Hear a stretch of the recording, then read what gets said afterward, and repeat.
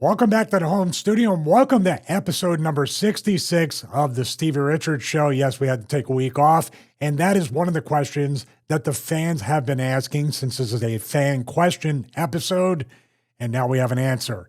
Joining me once again, he was sorely missed, James Romero. How are you feeling, James? It's sorely missed by you because you hate doing solo videos, I know. Yeah, but I also like you equally as much as I hate doing solo videos. How's that?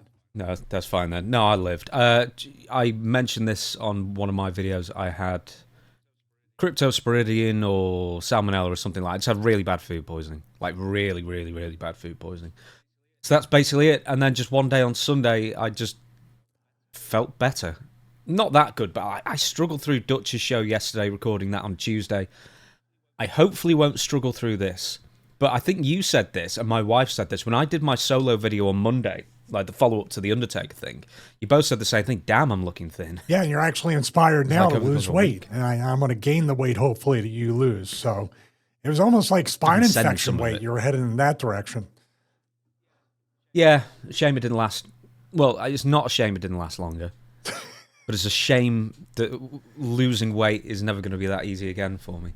When you said 7 pounds, you know what it reminded me of? When we took the trip over to India when I was in WWE. And that's where, like, Regal got the condition, and in the years he couldn't wrestle after that. It was really, it was a great trip to do it, but a bad trip overall for people's health. And I ended up getting sick. A lot of other people, Lance Storm. We all lost 7 to 10 pounds. In one day. It was just crazy about when you go over there, you know, even without drinking the water, just the food and other things, you're just not sure about how your system is going to react to that. Yeah, it's greens as well over there. So if like you're eating salad, they may have washed the salad in, you know, not bottled water or mineral water, so it'll get you that way. One of my friends went to India. Not one of my friends, so I can't stand the guy. One of my friends' friends went to India a few years ago, and he was like hallucinating, like how sick he was from whatever he ate. And they called a local advice line over here through India, so like a speaker through a speaker through a speaker kind of thing. And he was in hospital, and he told them on the line what the doctors were giving him. And they kept looking up whatever the doctors were giving him in India, and they said, okay, you need to stop taking that because that's going to make you worse. You need to stop taking that because it's going to make you worse. For God's sake, just drink some water and you'll feel better in a week. And that was basically it. Like, they went to the hospital and they made him feel worse by giving him whatever medicine they thought was appropriate at the time. So no different than American hospitals in 2025. Yeah, basically. I'd say this too, utensils. Yeah. I made the mistake in Mexico of eating off of utensils that they had washed, obviously, in the kitchen. And that made me severely dehydrated and sick. And guess what I had to do that night as I was throwing up and getting sick? I had to take the money shot from Val Venus. About the worst finish you could ever take. It was brutal. Dark trunks that evening. It was mostly throwing up, thank God, but it still didn't feel any better. Oh. Right, on this episode, it was meant to be last episode, it is the fan question episode that we're going to be doing once a month now, I think. So if nothing else, it's easy for me to write the scripts. A bit of news, and it was good timing anyway. We got, 450, 500 questions in again. So we won't ask for more questions for a while anyway. We're going to do our best to plough through. Once again, if a question relates to something that we're going to in the future do a more broad theme on, let's say it's a TNA or ECW or whatever it might be, it's saved. We've saved it for a future episode, Take a Drink. Similarly, if there are questions you've sent in which don't fit into any of that categories, we might still get to it next month or the month after or the month after that, who knows. So we've got so many in the bank that we probably won't ask for more questions in a while. But don't worry, if it's a good question and it doesn't get lost in the shuffle somewhere, we will get to it for a future episode. So basically what people are saying, we're saying, I'm sorry to interrupt already. What we're saying is basically your question, although topical, is also somewhat evergreen for future episodes. Once again, Take a Drink. So even though it's not answered now, we are going to be covering something within that, and we archived it. So it's technically an evergreen question that we'll eventually get to. Yeah, exactly. One thing we never got to, which will have to be a future episode, Take a Drink, is the post-WCW script where you went back to ECW. But is that a full episode? No, I think it's just with answering one question would be apropos for that. Yeah, fair enough then. Okay, we'll do the quick version. There's a week. Say the quick version never is. You know, the fabulous 4 months of WCW followed by the tragic 1 week in ECW. Do you know what we don't do as much anymore? We need to watch a pay-per-view and then I'll just make a load of questions from it. Because I used to do that with Shane, actually, the most. And we always got at least 2 episodes out of every pay-per-view we watched. So we need to go back to like a major show in ECW or TNA. Do not make me watch Hardcore Justice. Which one? Oh, the TNA one. Oh, the face of... Changing the face of wrestling forever this month by Dixie Carter. Oh, my goodness. That was a disappointing one, and we'll get to that because one of my favorite characters, if not my favorite character, was Dr. Stevie. And to just... right away when I had so many more baby faces to work and get over, it was really disappointing for the flavor of the month, literally. Well, there you go. I mean, that's something to look forward to. Stevie's greatest disappointment. Future episode, Take a Drink.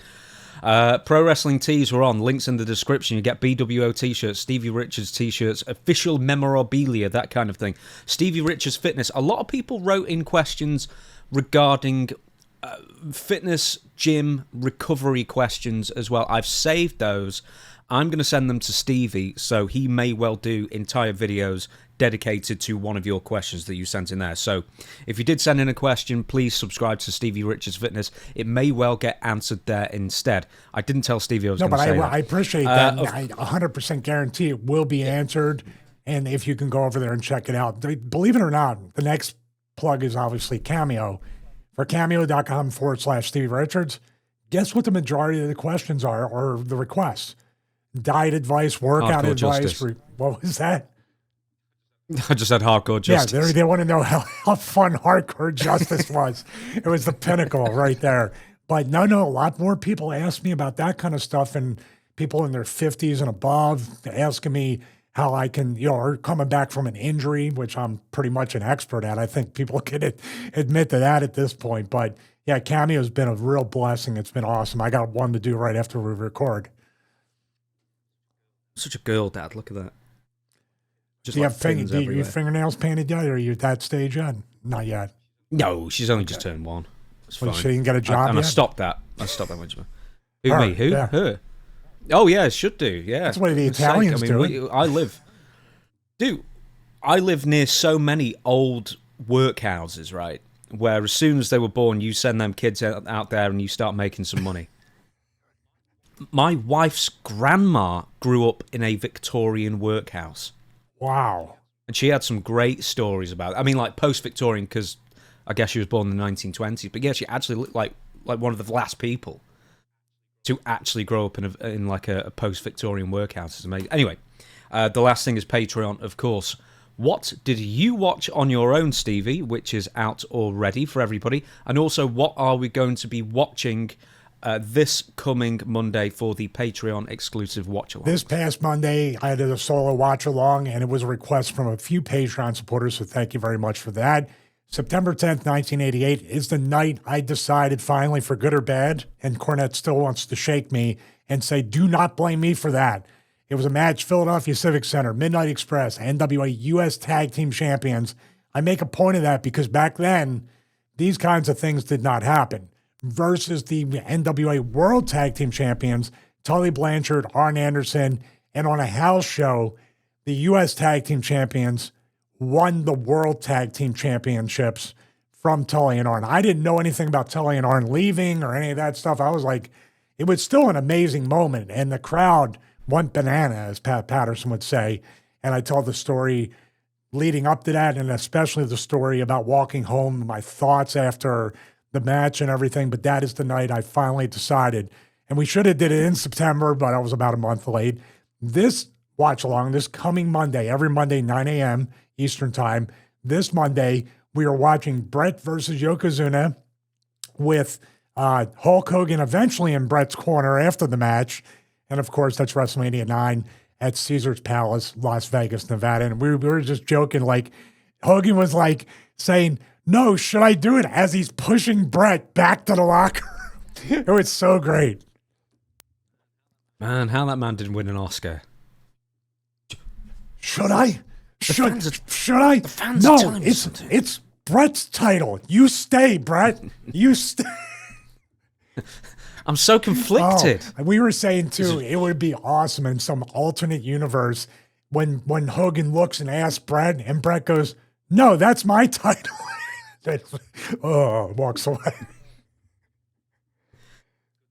Good times. And a more innocent time. Yes, or a less known time, you should say. A less known time. I was saying to you beforehand, the whole black eye thing with Hogan, and I said, look, I asked Brutus, and I never even said until I said, well, the rumor is, and I just said, how did Hogan get the black eye? And he went like a 6-minute thing saying a jet ski, and it's like I was right there with him. We were on jet skis, whatever. And I said, well, the rumor is that Savage gave him an old knuckle supper over Elizabeth hanging about at his house after they, when they were getting divorced or whatever. I went, nope, that didn't happen. So there you go. We also, I'm a big fan of theories. We're wondering if this here was the inception of Vince one day when he turns 80 years old, when I make a bust for my 100 guests of my 2-night birthday party, that Caligula, Philly accent, Caligula, will be right now. Whoa, what is that? What was that? Good Lord. That's one of your better ones. I'll give you that. I'm playing the Vince Russo mispronunciation game, and I'm winning. If we weren't too far into this episode, I know you would say, let's just start again. Yeah, we're fine. People like the Philly accent thing. They want a T-shirt, Philly accent with the Liberty Bell on it. That would be a good one. And just your face peeking through the crack. No, my face would not sell T-shirts. Let's keep my face off of that. Unless it's a jacked avatar with the 25-inch pythons. Looks jacked. He's got Sid's traps and Morocco's shoulders and veins. Yeah. I look like The Rock a few months ago. Don the Rock, Don the Rock, the original Rock. Yeah, I remember that. Jesus Christ Superstar. They had to edit out the network as well. It's like, do you know, like, of all the songs that were really, really good, and it's the Alan Parsons project with Ricky Steamboat that the Chicago Bulls would use as well. That was a great intro theme. Cut it? No, Why? did they cut it out? Oh, I thought you were just telling me to cut it out of the full episode. Yeah. Netflix, yeah, the network takes it out. They take all that stuff out. It's lame. Well, that's why... I didn't realize what Ricky Steamboat's theme was for years. I didn't realize he had a theme. That was, well, what about the Family Man song? We got to do a reaction to that on Patreon. Which one's Family Man? WCW. He's a family man. I can't even do it. It's like worse than the American Male song, which is strangely good now that people like it. I think they might like it ironically in some way. I can't imagine anyone's got it on their playlist apart from Buff. That'd probably be a good guess. Aha. Right, let's get to the questions then. We've got quite a few bits of news as well as what went wrong from WWE Raw this past Monday. It was this past Monday, wasn't it? Okay, very good. So let's get to as many questions that you have submitted as possible. Once again, we ask occasionally for questions via the YouTube community board, now post tab section on the Stevie Richards Show YouTube channel. So you have to really be subscribed there to see the post, and nearly 500 people wrote in with questions once again, which we are enormously grateful for you spending the time and taking the time to ask Stevie questions. I've picked some of the best ones, or the ones I thought were some of the best. First one is Justin Ebding. I'm hoping I'm saying that right. These are usernames, and sometimes I mess it up. Stevie's Mount Rushmore of wrestling bookers, he is asking you. So, once again, I think we're going to go with head creative guys, either bookers, writers, or maybe top office personnel that would be working with you as far as doing something creative, and basically it's their idea. And the first one is Todd Gordon, or whoever booked you in 1992 for Eastern Championship Wrestling. Who was the guy giving you the match finishes and what you were going to do? It was Todd Gordon that was kind of like, not really the booker, but the promoter, but obviously booked the matches and stuff like that. As far as finishes and other things, I can't recall that first match, that real barn burner that was like literally a 20-minute squash with me hanging on versus Jimmy Cinetti. Went to a draw, which was a rib, either by the office or the boys or whatever to test me. And it was Steve Richards, not Stevie Richards, versus Jimmy Cinetti. Michael Jack Sports Bar, February 25th, 1992. Not today, CTE. I got to say, one of the boys gave the finish to the match. And dare I say it, it may have been Jimmy Cinetti, who was one of my trainers. So we had a thing where the wrestling school, which was Tri-State Wrestling Alliance, previous to them going out of business and then coming back as Eastern Championship Wrestling, Joel Goodhart ran TWA for years. Then Todd Gordon started Eastern Championship Wrestling, and basically from that point on, it was kind of DC Drake was there, Johnny Hotbody, Larry Winters, and then my match with Cinetti in that first show. I think Jimmy was kind of like the person telling me what to do and everything, and then deferring to people that were the trainers at the school, which were, I guess, de facto kind of agents in a way. But there was no like one booker until Eddie Gilbert came in for that initial thing right there later on. Eastern, Paulie was a personality, and then it morphed over into Paulie booking and then Extreme Championship Wrestling. That's the Cliff Notes. But I was such a scared kid. Like, anybody that was telling me anything to do, I was listening. I didn't even know. But I feel like most of the communication was Jimmy Cinetti telling me what we needed to do for the match, which was really just bump and sell, kid, and then hang on. And trust me, 20 minutes, even if you have no clue about pro wrestling, I was aware enough to know 20 minutes was the deep end to start out with. So, Todd, over the course of ECW and your time there, did he ever book? Did he ever offer storylines or suggestions kind of thing? Yeah, of course. I mean, I'm sure he did. And even in the Extreme Championship Wrestling with Paulie, there were certain things that Paulie, and obviously Todd had people that were favored by him. So he was trying to get them booked, trying to get them maybe not featured on TV, because ECW is definitely a meritocracy in a lot of ways. You either succeeded or failed. It was not a political environment. It was literally, if you're not good, and then if you're really not good and the fans are reacting to you, Paulie would twist that into something to turn that negative into a positive. But Todd definitely had, I would say Todd, this is my guess, and I wish I spoke to him before this question, my guess would be towns promoting money type stuff, since he was literally the guy funding the promotion at that time. So he would obviously need to be heard with ideas, even just as a courtesy, to see what he thought he wanted to put out there. Can you assign a ranking to Todd? I don't think so. I think that, though, without Todd Gordon, there wouldn't even be an ECW. There would need to be an Eastern before an Extreme. He's the one that brought Eddie Gilbert in. He's the one that brought Paul Heyman in. So without him being the linchpin to start it, we would have got like the NWA like territory, and that would have went absolutely nowhere. And that was a point there too. Todd and Dennis Carluzza and Paul Heyman, I don't know. That's an interesting deep dive, even with that situation. That Shane, actually the person I stole the show from. Sorry about that. Shane would probably be able to speak more because he was probably in some of those meetings with that. Am I off base with that? No, I think you're more or less right there. You can't speak on Eddie Gilbert because he was there and then taken out, or was he, before you even returned? I was not even there. 94, I worked those Terry and Dory Funk and got pinned with the headlock, which you love me bringing up. I have to say he wasn't there, and Paul's the only person I met, because I would remember meeting Eddie Gilbert because I was a huge fan of his work. So I think he was already out at that point. So we're going to go straight to, and we could spend an entire episode on it, but sort of the shorthand, Paul Heyman ranking as a booker. He's on the Mount Rushmore for sure. I would also kind of early on, unless I changed the ranking, say he's the best booker I've ever worked for, by far. You know why? Because, and I'm not talking about writers, even though he wrote stuff, because ECW really didn't write. You booked it, and then the guys figured it out. Paulie was the best booker for reasons more so what I just said.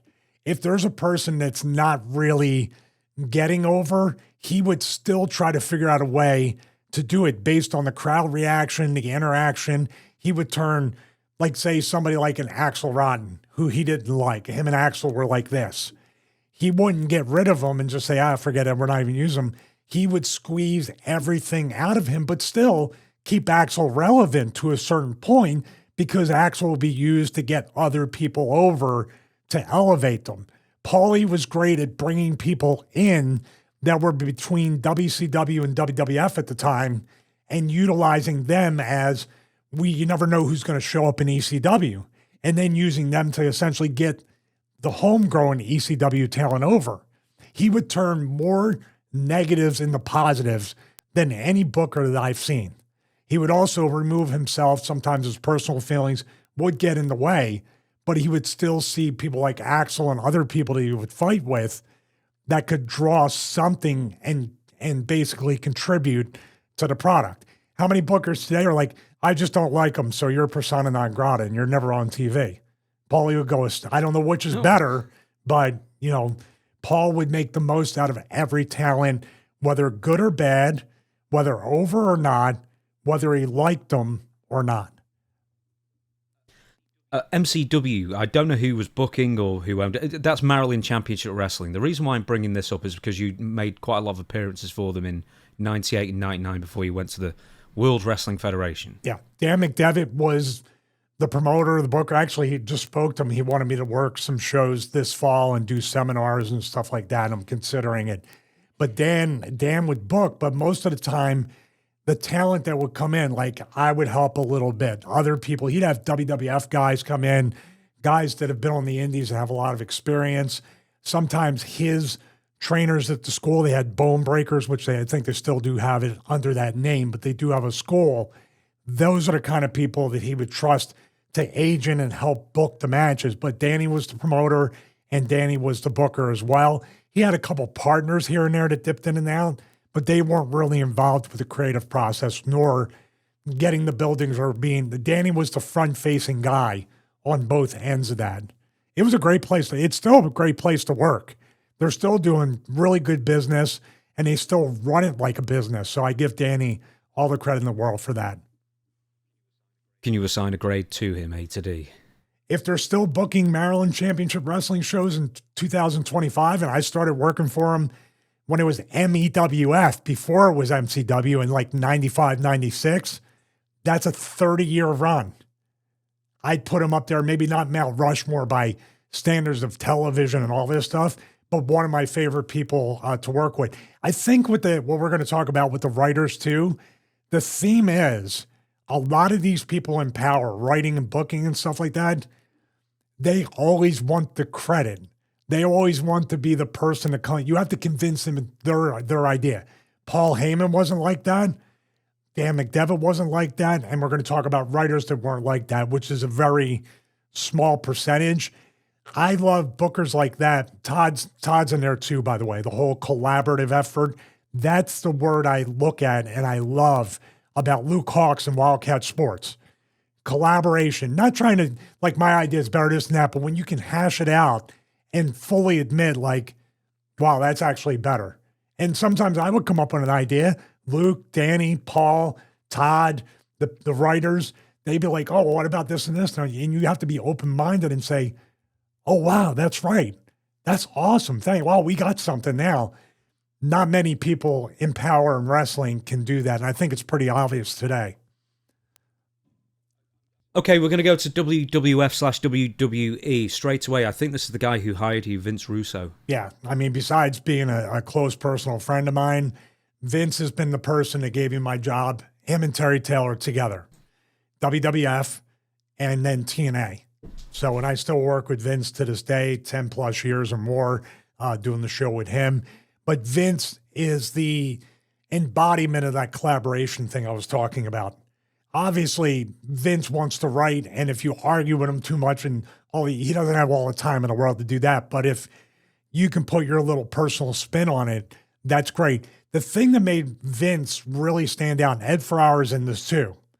Vince would do something that I never saw anybody else do for some reason. Only Vince did it with me once at the beginning of The Right to Censor.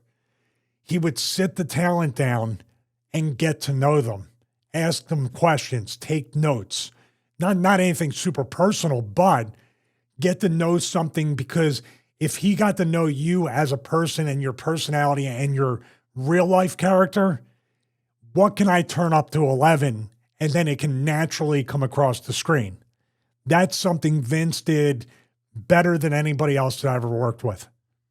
He'd take the time. Nobody else ever takes the time. Do you know who did that with CM Punk when he got to WWE? Bruce Pritchard. There's actually, and this was released on a DVD or whatever it was, like an internal interview that Bruce did with Punk to try and get his personality down, because he didn't know what to do with him. So weirdly, Bruce Pritchard, of all people, has also done that. Well, they should do it all the time. That's what the Performance Center and NXT is supposed to be about. Not, hey, by the way, we're going to change your name, do all this stuff, erase that, now act like this. That's what it feels like. And then when they get to the main roster with that convoluted, created character that doesn't fit them at all, they don't get over. And you have all the time in the world to get to know it. They're training all day. They're going to house shows. They're doing the promo room. Sean and Terry Taylor and everybody down the Robbie Brooks side in the beginner's class, which I believe he's still doing, they're getting to know them. Yeah, it should be easier now than ever before. But for some reason, it's not. I give credit to Bruce. CM Punk might not be CM Punk if they just said, you're Icy McFreeze. We had this in our back pocket all this time. I'm going to give you a bunch of names that replaced Russo and Ferrara from 99 onwards during your tenures. Chris Kresge, Brian Gewirtz, Dave Lagana, Chris DeJoseph, Ed Koskey. Some of the more well-known head writers, or they would be at some point a head writer in WWE for the most part.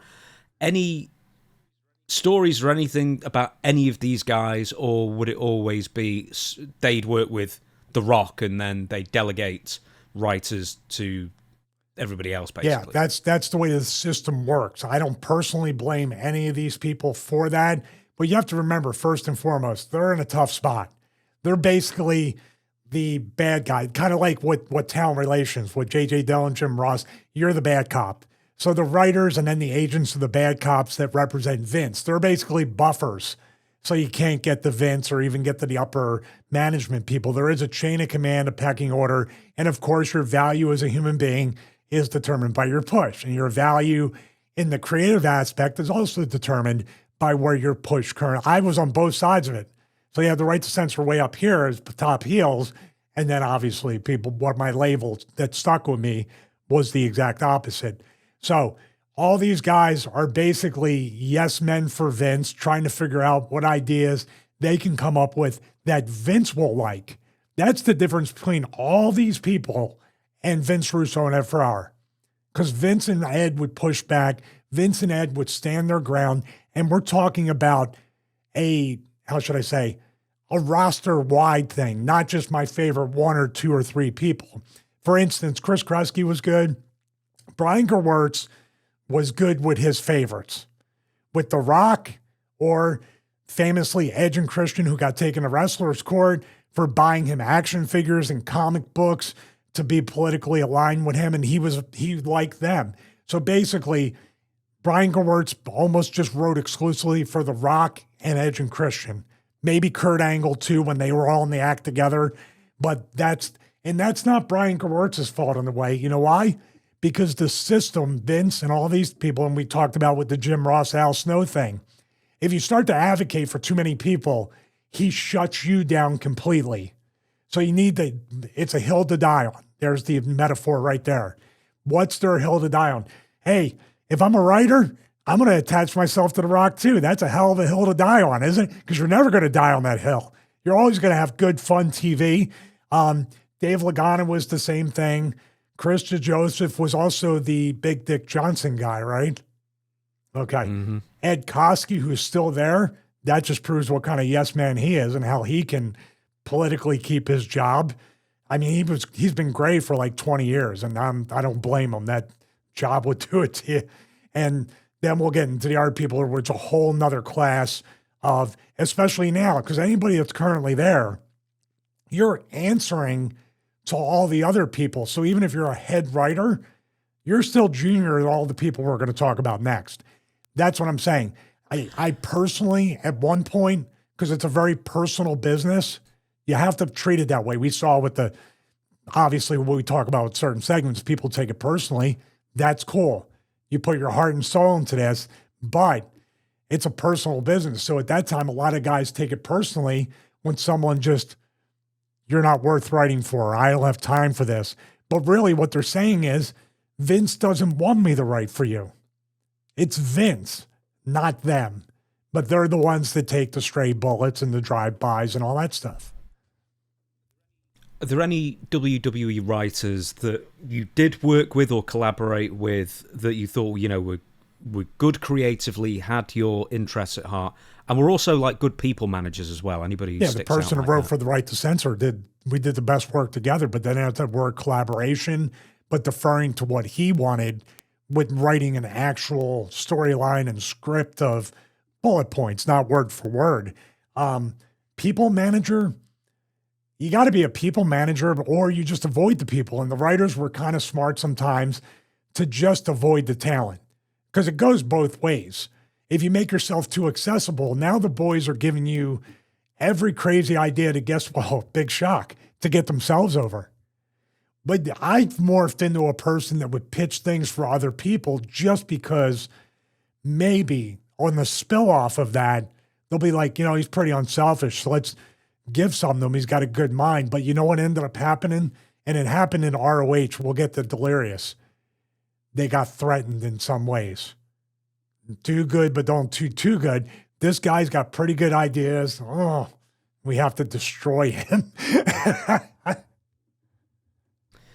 Well, I don't know, speaking of destroying, but she was head writer for many years in WWE, Stephanie McMahon. I got a question for you before we start. Are you tired of watching boring commercials? I get to watch WWE uninterrupted. I love Stephanie. VPN Stephanie is my favorite. Writer Stephanie, not so much. So what are you going to do? This is the ultimate, the emperor has no clothes. Her father hired her to be the head of writer, the head of creative. Do you think anybody's going to tell Stephanie that here's a better idea? Here's how I can punch it up. That's a bad idea. I'm not going to now. Obviously, Austin, Taker, Hunter. Well, Hunter, I don't know if he wants any trouble either. But do you see what I mean? There's no way you can do it. It was, as the Star Wars guy said, it's a trap. The second she was put in there, it's an absolute trap. Vince Russo went back temporarily in 2002. And Stephanie spoke to him like he was in first grade. And she spoke to the other writers like that. And what are you going to do? Yes, Stephanie, yes. And you'll say it too. That was the beginning of the end of a lot of things there creatively. And then the authority came right after that. So what can you do? You just got to ride it out and hope she gets tired of doing it, which didn't happen. Next up is, but I need to qualify this, I'm not talking about recent times, Triple H, creatively speaking, while you were there, did he have really any creative say, or was he just sitting in meetings at that point? Most of it, well, I'm sure he was in production meetings. For years, he was in production meetings, and that's a big deal. That's not the invite the talent for a week, and then we regret doing that. He was in production meetings. I don't know how long. Hunter? 97 at least. He was in before DX was a thing. Yeah, he was being groomed in some way, form, or fashion about eventually being in the spot he's in. So I'm not saying he wasn't creative. I'm not saying he doesn't have great psychology, which he actually does. You watch his matches, you can feel any way you want about the guy, but his psychology works. Mainly because in the system, he's allowed to display his full knowledge of psychology and storylines and have the execution. But with Hunter, this is the classic thing with a lot of top guys and a classic thing throughout eras that has not changed even up until now. Hunter was the guy, and I watched this and I experienced this. Never a reason or anything like that. But if Vince asked or something, he would just be like, "Are you sure?" Or a straight up, like, not yes. Not yes is a no. I've said it before on an episode. Or, Vince, are you sure about this guy? Or what he would say was, this guy never drew. This guy can't draw. The very vague metaphoric type thing of he can't. The people that draw in wrestling are the ones being pushed by the company, by the machine. You need that.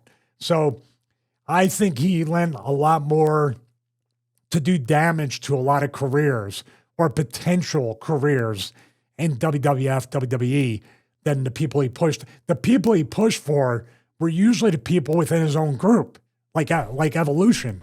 The Randy Ortons, the Batistas, obviously Flair, and then in the stuff with Shawn. If you notice, that was the beginning of this, as you call it before, this country club ass-kissing circle jerk type thing where everybody is incestuously working each other and nobody else can get over.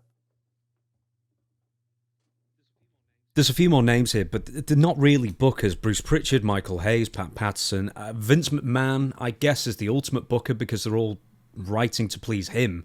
And then he might just screw everything up and start again. So I guess he's actually, even though he's the promoter, he's also the ultimate booker of WWE. So it's kind of, I guess, how do you rank or rate someone like Vince McMahon? Well, I would say Bruce Pritchard and Michael Hayes could definitely be bookers anywhere. And I'd say you have to still classify them as bookers. Maybe not like writers that sit down and write paragraphs and format, but they understand a format. I think Bruce understands a format better than anybody because how long was that guy in gorilla position with times and switching and making sure the cues were there? He was the guy for when I was there almost the entire time. So I would still classify, you could say whatever you want personally about these guys or whatever they are, but a Bruce Pritchard or a Michael Hayes or both would be people, if I was starting a wrestling company outside of the political stuff, just strictly creatively, structurally, infrastructure-wise, format-wise, these would be two guys. And I'm talking about all the potential stuff outside of whatever. I'm talking about just based on their body of work. Wouldn't you want a guy like, are these guys approaching 5 decades or more in the business? Because Bruce started as a teenager. Michael Hayes started as a teenager. So why would I not want that experience? Now you have to temper that with what could happen, like politically, like Vince Russo in TNA, and then 2 weeks later, Bruce is taking his job. That's all. I told you I was Scorpion, that type of thing. But you can definitely squeeze a lot of creative juice out of those two guys and get a really solid roster, solid company, storylines, matches, and finishes. You got to remember these two guys worked hand in hand with people like Pat Patterson too. So there's got to be some spill off from that. Let's go to some developmental types. Oh, by the way, I wanted to First say up, Jim really Cornette. quick, Yes. Pat Patterson not on this list as I can see it. Pat's on the Mount Rushmore. So it's Paul Heyman, no particular order. I'll give you the Mount Rushmore right off the bat would be Vince McMahon, obviously, Paul Heyman, Pat Patterson. The fourth one is tough. The fourth one, you know what I'm going to have to say? And I don't think his name's on this list either. Kevin Sullivan. As someone you personally work with, though. WCW. I witnessed his creative. Yeah, of course. WCW of course. And a little bit in ECW, but mostly the way you experienced it. Sitting next to him in the locker room in the Indies, very relaxed and willing to share different stuff. I knew from afar. I knew from witnessing, watching, listening. And then on those Indies, God rest his soul, on those Indies, I was like kicking myself in the butt once again, just like the Dutch, the Al, and the Cornette thing. Why did I not just like badger this guy to learn more? We've got quite a lot of names here, so you might have to give fairly short answers. I'm sorry. We're going to go to developmental now. So Jim Cornette, you did work OVW a good few times. But Jim Cornette falls into that Bruce Pritchard, Michael Hayes, and he really did book Smoky Mountain OVW. And if there was a fifth spot, a fifth and sixth would be Jim and Dutch in that vein. I mean, you can also throw a lot of Memphis guys in there. So if I'm throwing Dutch in there, I have to throw Lawler, I have to throw Eddie Gilbert, I have to throw Jerry Jarrett. There's a lot of people that have done great work. Getting back to Cornette, excellent. And he's a guy, too, that if you pitch something or try to punch it up, Jim would explain to you, and not even yell and scream and curse. He might curse around the situation, but not at you. Like, you know why that's stupid. This is why it's stupid. You know what I mean? But you could, and this is the thing, getting back to Bruce and Michael, Hunter and Stephanie. If you catch them at the wrong second and you're trying to punch something up or pitch something, you're done. You got a label on you. You're buried. Guys like Cornette, Russo, Ed Ferrara, who else in this? I'm assuming Dutch would be that way. Kevin Sullivan for the short little thing. They would almost be like, wow, okay, you're learning. Let me teach you a little bit more about what you might not know. And that's Cornette. It's not always packaged up pretty with a hug and a handshake or anything, but he gives you valuable information. And Smoky Mountain was successful for a time. I still see their stuff on YouTube, and I'm like, oh, rock and roll versus, oh, wow, this is cool. Gangsters. Cornette booked the Gangsters as heels, let New Jack cut the promos he cut, took a big chance in a slightly racist area of the country. More than slightly. But you see what I mean? Cornette was, in a way, like Paul Heyman, taking these big risks and chances to try to push the envelope to get fans interested. I don't think you ever worked for Al Snow as far as Al being a booker. No, but I've sat down with Al a lot in catering, and Al, like a lot of times, he was the one. I sat in Syracuse, New York one time before, or I think it was Raw, and that's one of the times where I was blaming everybody else but myself. Every worker does it. Why don't they push me? I'm trying, and this person and that person, and blah, blah, blah. And Al he read me the riot act in a very, very quiet friendship, hard, like tough love. And he basically, that turned my entire mindset around about how I can do this, do that and everything. And for that, and obviously owning and running OVW right now, he's got to have the ability to book. He definitely has a ton of psychology. And coming from somebody who actually had to fight, crawl, scratch, and earn just about everything he ever got, he's the perfect person to make you get better. And also, like he did with me, kick me in the butt and say, don't worry about all this. You worry about what you can do. Get yourself over. Eventually, they will not be able to deny you. And they did anyway. Sorry, Al. Hey, HWA was Les Thatcher. Yep. Actually, another person I used collaboration. I mean, he and Cody Hawk, I believe that's the guy's name. They ran the shows together. But obviously, a lot of people want the Les. Once again, I did not take full advantage of Les's mind, his experience and everything, but just sitting with Les and talking to him telling a story here and there, sharing his experience based on like the kind of match I might be working. It's invaluable. And he's a gentleman. He's a nice guy. And that makes it so much easier to want to sit down next to somebody and ask questions when you know you're allowed to ask and they're not going to be deemed stupid. Les definitely fits that category. We're going to go to TNA now. Once again, if you can skip past anyone who you didn't, we're already at half an hour is why I'm saying it.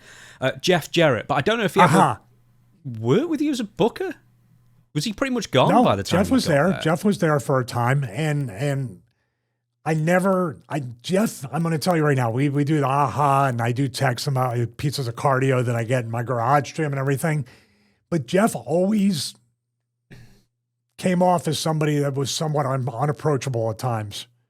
Now you got to think he's running the company. He's got a ton of stress. He's dealing with all the stuff when you're wrestling and in the office and a promoter and a booker and trying to get sponsors and doing everything. So I think I was aware that his time was very limited. There were 2 times I actually went up to Jeff and just had a conversation about anything but wrestling. He was fine. But that's one guy. I was jealous of Raven. I was jealous of a few other people because for some reason I always wanted to work Jeff Jarrett. I always wanted to work Triple H. I always wanted to work Shawn Michaels. There's lots of guys, and you might be like, well, you always bury Triple H or Shawn or whatever. Doesn't mean I don't want to work with them. They're still safe workers. Jeff, for some reason, probably in TNA, because I know he owned the company, so we're not going to just have a one-off. He's going to make, you know what I mean? Try to work with the boss. You're going to get a 3-month storyline. But as a booker, Jeff, I think, gets a bad rap sometimes because of the King of the Mountain thing, and he always put himself over, and he was Superman. And there is some evidence, visual evidence of that. But once again, this was Jeff's company. Much like the McMahons at one time, didn't the McMahons say they couldn't trust anybody but family when it came to the business? That was apparent in a way. Vern in the AWA, Vern did it too. Trying to get, so Jeff had to put himself in a place where he wasn't going anywhere. Trust me, Vince. Remember Vince? I got the fate of WCW in my hands. So Jeff was right there. But I've never, once again, this is going to fall in line with Dutch. I never had the opportunity to really, and maybe Jeff didn't think enough of Dr. Stevie or the character, or it was a Russo creation. There's all these little things in the creative meeting after fantasy baseball that when they finally got down to it, he was great at fantasy baseball from what I heard. So I'll leave it at that. Next name's Dutch Mantel. I'll add this first just because I've talked to Dutch so much now, that more than most people have, I guess. And the one thing that I get from him as a booker is he explains something to you, and then afterwards you go, oh, well, that was obvious. Except that if he didn't explain it to you, it wouldn't have been obvious. But he just sees the obvious line to take, and then afterwards it's like, oh yeah, how could you think any differently? Yeah, that's the aha moment every worker hopes for multiple times. That's where you feel like you literally level up after a conversation like that, whether you work or not. Like you said, oh, okay, I got it. Dutch and I never had much like interaction outside of the Abyss angle, which lasted a long time, so it wasn't like 2 days. But I remember Abyss was his favorite. Abyss was the guy to him, and that's fine. He booked Abyss favorably, and Abyss earned everything that Dutch ever gave him with every test. Yeah, but he created Abyss. Created Abyss. He created the character, So I was just basically there by proxy when Dutch was kind of aging matches with Abyss and myself, or sometimes segment. Russo for the segments, for the vignettes. Dutch wasn't there, but Dutch was there for all the physical stuff pretty much, and coaching Abyss, and I was just happened to be there. I've never had more than a 5-minute conversation with Dutch. Most of the stuff, that's total, because most of the stuff was him telling Abyss what he needed from our match while looking at Abyss. And then I would ask a question, and he would, he wouldn't ignore me. He would say, okay, this is what and I'd say, well, can we put this here? And like you said, he had explained something. I'd be like, okay, that makes perfect sense. I'll shut up now. I won't say anything. Next up, Hulk Hogan and Eric Bischoff. Now, you don't need to go too far into this. This is going to be its own episode in the future. Take a drink. But Hulk Hogan and Eric Bischoff as bookers or creative types, even if they do much in the way of offering creative? Well, not that I saw, except for the creative control that I believe Hogan had. Bischoff right along with that. Bischoff had Jason Hervey at a lot of shows, so they were doing production stuff. The only interaction I had with Bischoff, I had 2 things. The one I talked about were when I met him in WWF, and this is like literally the same day that Flair went nuts on him when he first showed up in WWF. I went up and apologized for leaving under the circumstances that I did in WCW. He said, fine, and that was it. The next time I had any kind of full interaction with him was that independent show, Freedom Pro Wrestling, Nashville, Tennessee. Watched me and Aramis Stinson wrestle a match that I thought was good, but I didn't think it was going to stand out or anything. I came back, Bischoff pulled me aside and said, I watched every second of it. I loved it. And he started recalling all the spots. You know, people say like, yeah, I watched that. It was such a good match. And you say, what was your favorite part? And he's like, the part where you did the thing and blah, blah. But he knew, and he was like, perfect gears, perfect pace. You sold, the finish was there. And like I talked about the psychology of a wrestling show, he gave feedback on that. He goes, where you guys were on the show, it's exactly what we needed at that particular point. He goes, and he was just like this. And I was like, wow. I was like, I mean, it's like, what can you do? It's weird when you're outside of the wrestling bubble of TV wrestling with WWE, WCW, TNA, all these different things, that everybody kind of lets their guard down and everybody's a little more malleable, as you say. I like to use your word, but everybody's much more open to conversation and collaboration or honest feedback and feelings about stuff. It's like, oh, I can't put Stevie over because he's not a top guy. And that's a real thing. If I put him over, like, he's not a top guy, I got to stick with the people Vince say are worth praising. I'm going to leave out Dixie Carter because, one, she wasn't a booker. I know she had her own I'm opinions. too old and broken down to there's have an many opinion stories. about her. Yeah, exactly. We'll leave her for future episodes. TNA, take a drink. Jeremy Borash. Now, I know he wasn't a booker per se, but he was, I guess, like head of production or head of a... He's sort of like an unofficial head of creative visuals kind of thing. I would say he's a pioneer of the new style of production in pro wrestling. He and Jimmy Paradise did the Broken Universe with Matt Hardy and all that stuff. But previous to that, Jeremy he must have a production or filmmaking background or both. I'm not quite sure. But Jeremy, I've seen him a lot with a lot of that cinematic stuff they did. I think he had a lot of hands in like, I love the pay-per-view openings with that voiceover actor that passed away a few years ago. The very deep. Yeah, the James Earl Jones sound-alike guy. Those were those openings that gives me chills thinking about, like even the opening of the TNA where everybody's doing whatever and they got the satellite dishes kind of moving in time lapse. That really did step it up. And I believe Jeremy Borash had a big, big part in that. Now, history on Jeremy Borash goes all the way back to WCW. I think they had an internet show or a radio show, and that's where he met Russo during that time. Yes. Yeah, well, yeah. Jeremy worked for WCW, but he was doing like a 900. That's what 900, but he did. Like he 15, sat in on some internet shows as well, and I think he even did a little bit with remember the radio shows for the house shows that we talked about before? Yeah. I think he had a hand in that. So he had a hand in, like, I guess, kind of a new media guy. From that point on, he was always ahead of the curve.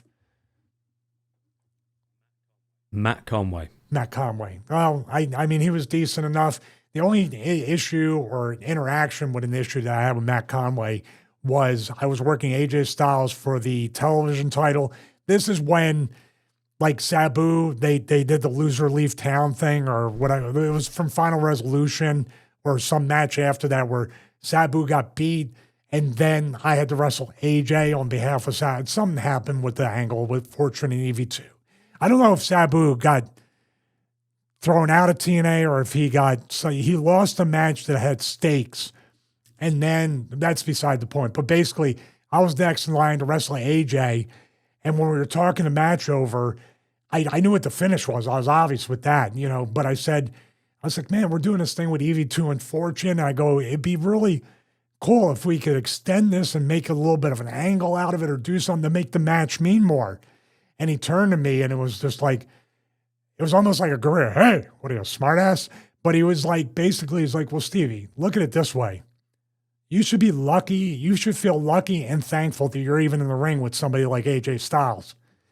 I was like, all right, dude, thanks. I got to walk away because I was just like, nope, nothing to do with him after that. Decent enough guy. Vince Russo speaks highly of him.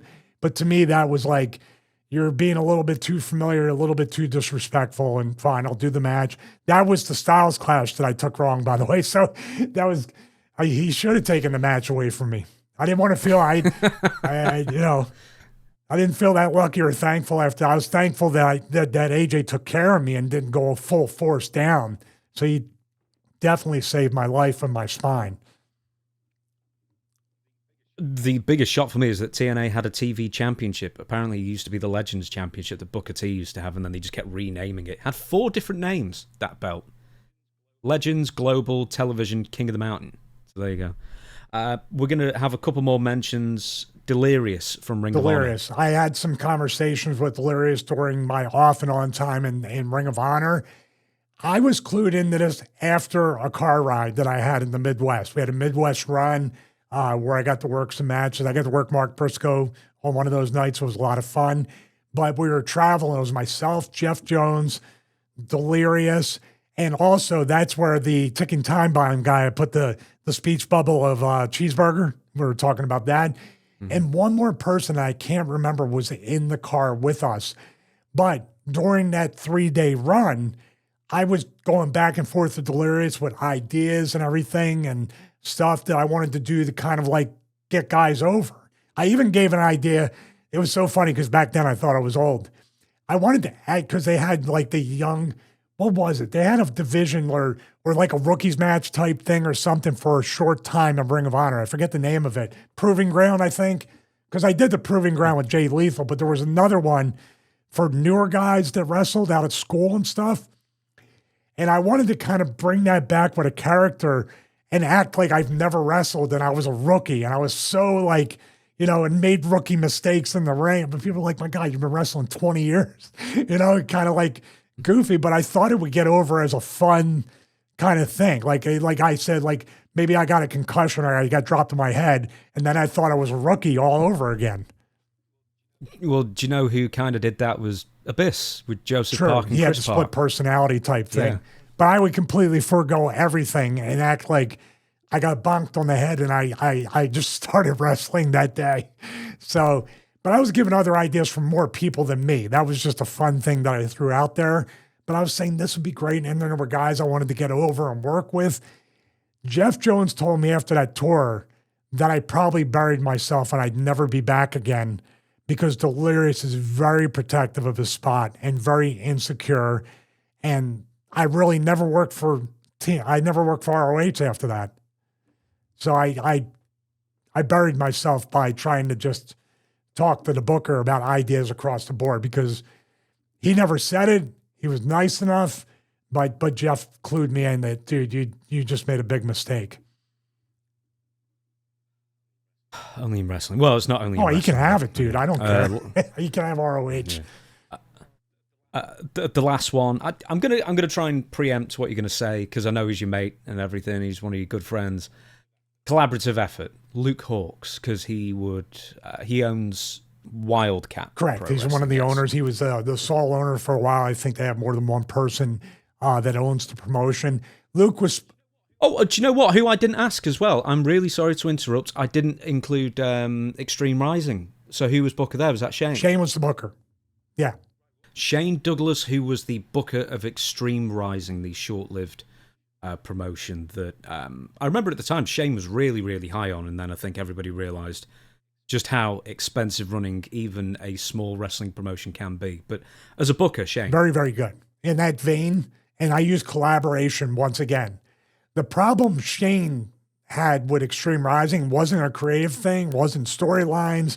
He had plenty to go off of. The fact that I was kind of getting a resurgence in a way, at least temporarily, with that company. Lots of other people, new people like Luke Hawks, who was going to be, in my estimation, if it continued, would have been the biggest heel in the company. Guys like Sabu, Sammy, you had a mix of every level and every experience within the business. New guys, veterans, legends, people that might not be able to work, could be personalities. Joel Gardner on commentary was, he was, how should I say? He was an underrated, like necessity. He got everybody, especially me, over. And how Joel doesn't have a commentary job. I'm not talking about like heel Joel Gardner with the bow tie. I'm talking about a guy like a Mike Tenay type guy. That's who he was. He was really, really good. An unsung hero of the promotion. But Shane's booking right there was really, really good because he knew everybody. And the people he didn't know, he kind of relied on what they could do and let them go out there. Luke was kind of one of those guys. But then again, Luke had some problem with Shane previous to Extreme Rising that I don't remember right now. So they were constantly at each other. And I remember the tournament where I beat Luke in not the first round, but the first match of that night. And then Rhino and I were in the finals. I wanted Luke to win the title. I said, me as a babyface champion, feel good moment that night. Where are we going to be a month or two from now? And people are going to go, well, it's just an old guy or just another ECW guy and Shane's booking his friend to be champion or whatever. I go, this is the dude that people are going to want to come and see his ass get kicked because You don't even like him. You know? So I was politicking to not win the title that night as him and Shane are like daggers through each other's eyes. You know what I mean? And I'm in the middle going, no, I believe it. And they're just thinking about, I hate this MFer, you know? But Shane still, at the same time, he didn't want to get rid of Luke. He didn't, at least I didn't think so. He still wanted Luke to be booked and be there. It was just a very tenuous circumstance. And that's why I'm saying Shane was really good, because there was people there I'm sure he didn't personally care for nor trust. And keep that in mind. He didn't trust these guys to do the right thing. And his prediction came true that night. That night with PJ and a lot of other people doing what they're doing. I'm going to talk about PJ in this show as well. But the downfall of Extreme Rising had nothing to do with Shane Douglas. It had to do with Steve O'Neill, the money, and of course, the boys always ruin everything.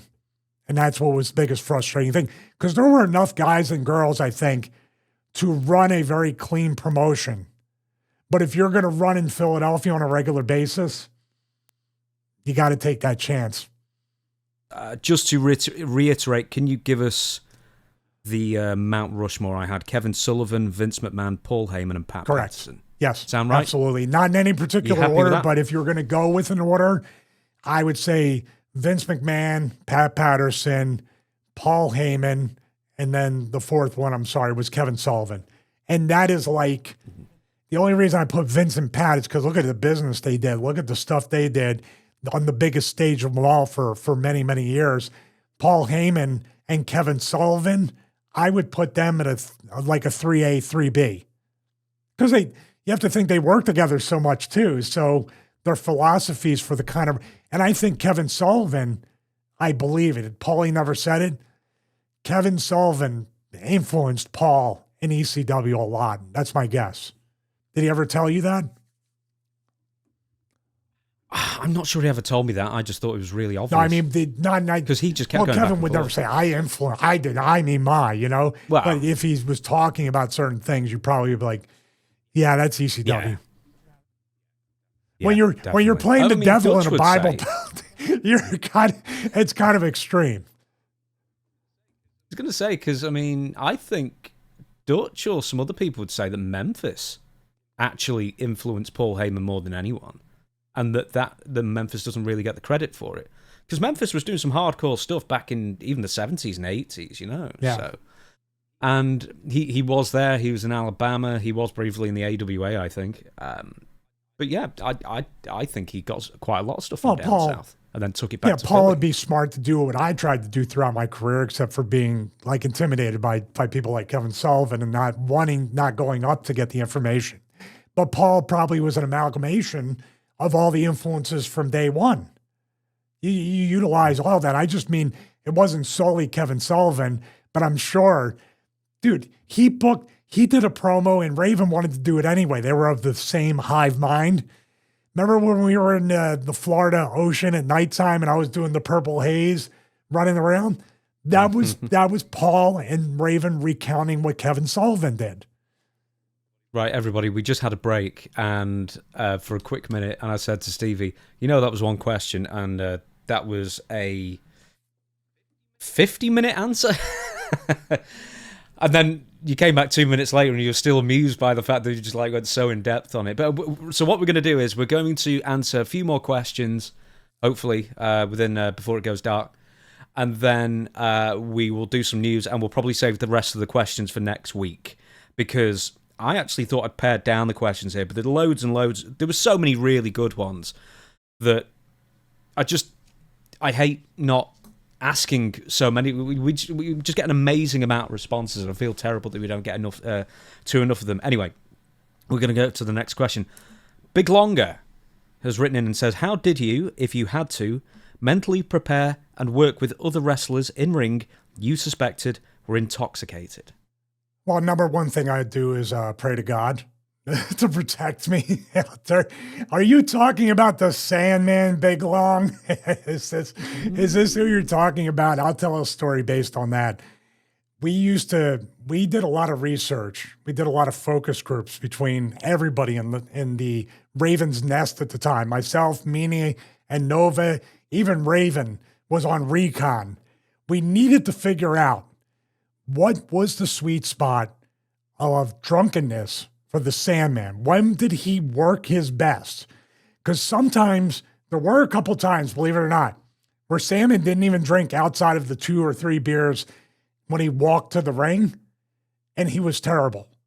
Then we were like, if he's about 24 to 48 beers in, he's too sloppy. The sweet spot is around 10 to 16 beers, counting the ones that he walks to the ring. If we can limit that, much like when we cut the red string on the cane, when Nova would cover with his cape and Meanie would cut it, because he would keep that string kind of like balls with the zip tie. People know. No, they won't know. So Sandman never said that, but we would always cut the red string. So we determined this through a lot of research. If we had ChatGPT, we would ask ChatGPT how many beers does Sandman need in order to be a coherent worker. And believe me, it worked for Sandman because of his gimmick and everything. But I have been in the ring and been scared with certain people, especially in ECW, where I was like, I just saw this guy take about 10 somas before the match. And you can guess who that was because it's more than weren't taking it. And it was fine. It was a miracle. I'm looking at it like, and of course, praying to God right before I went out there. And I'm just like, this is crazy. There's never been a time where anybody who's been drunk or high or pilled up or anything that has hurt me any more than they would normally in an ECW Extreme Rules type match, which almost every match was like that. Nobody that I ever looked at, I said, this person is, maybe I was just ignorant. I was inexperienced and ignorance is bliss. But there was times where I was like, oh, I don't know about this. The times I've been hurt have been people that have been completely sober, like Chris Masters, John Hyder. You know what I mean? So maybe I should have told them, get drunk before you go out there. I don't know. But what I'm suspecting now on the independent wrestling circuit, if somebody was completely baked, I refuse to work them. If somebody was knocked down, like stumbling drunk, I just refuse. Because by that point, I could pick who I wanted to work. And to me, that type of stuff on the indies, because trust me, people probably know by this point, we do our research. When I wrestle somebody on the indies, I would literally look for matches on YouTube, or previous to that, does anybody have any tapes? The promoter, can you send me any tapes or DVDs, or send me a digital file? I need to know what this guy's going to do, how he is. So if I showed up after doing like more than a week's worth of research to make sure I knew how to put the match together, and the person's all messed up, I just wasted a week of my time for this, and I wouldn't get in the ring with them. But when you're first starting out, you kind of got to take that chance. Now there's things in place, checks and balances. People can notice in the office what's going on, but it wasn't like that when I started. So there was really mentally preparing to work with them would be, I'll take certain spots. If it looks like we're going down a road that I don't want to go, I'll fake that I hurt my ankle or something, or I'll get back in the ring or say, oh, I forgot the spot. That's the only way you can protect yourself and not get politically, basically become a pariah politically because the person that's over who's allowed, it's mostly people, let them get drunk and get high or whatever. The guy draws money. That's the way it used to be. Was it common in the 2010s? Well, you talking about on the indies? Yeah. It's about a 50-50 shot. I mean, we're talking about right in the... All right, we're talking about right... We just answered the question about Extreme Rising. What happened that first night? Yeah. Just going back to Sandman. Why was Sandman so bad sober? Like, what would he do that was wrong? Or would he just not have the confidence or loosen up? I think he wasn't loose enough. He was too stiff. He was too... I don't know what it was. He wasn't nervous. It wasn't like he didn't take bumps differently or anything. It was just between 10 to 16 beers, his timing was impeccable. His memory wasn't... He was somebody that wrestled better drunk than sober. And I don't know. I mean, you might not be able to know from, say, in WWE. He wasn't flat out drunk. He drank some beers on the way to the ring. But I don't know. It's a mystery. It's a mystery wrapped within an enigma inside a riddle. You, I take it, never wrestled Sandman or anybody else when they were high on acid? Oh, goodness, no. I don't know. But see, I never did acid, and I never sat around saying, oh, this dude's on acid. But I might have wrestled somebody that was that gone. I mean, if he turned around and said, wow, I can't believe I'm in the ring with Shawn Michaels. And I'm like, okay, this guy's not right. Or why are you purple, Stevie? And why are butterflies hanging off of your ears? I need to hit him with the cane. There's the famous story that both Sandman and Sabu had dropped acid before they went to the ring. And I don't know what Sandman was seeing, but he was trying to coax a lizard. He was seeing a lizard in the ring. I don't know if Sabu was a lizard or the ref, or lizards were coming in the ring when he was there, and he got on the microphone and started talking about lizards. Well, I'll give you a better one than that. That's even more, that's probably more believable than what I'm about to say. Danny Doring and I are traveling for the new ECW, WWE ECW. Sandman and Sabu are traveling there. This is before the Sabu, Kelly, Stevie Richards reality show that happened. So Sandman and Sabu are rowing together. Doring and I go to the hotel, or I think we're staying at the same hotel, to go not pick them up, but just check in or see them. We go into the hotel room. Sabu is watching like The Price is Right or something, and Sandman is reading the Wall Street Journal.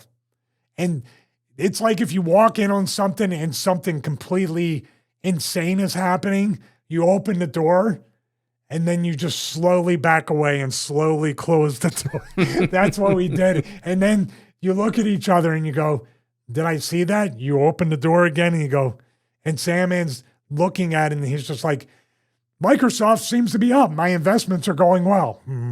Close the door very slowly again.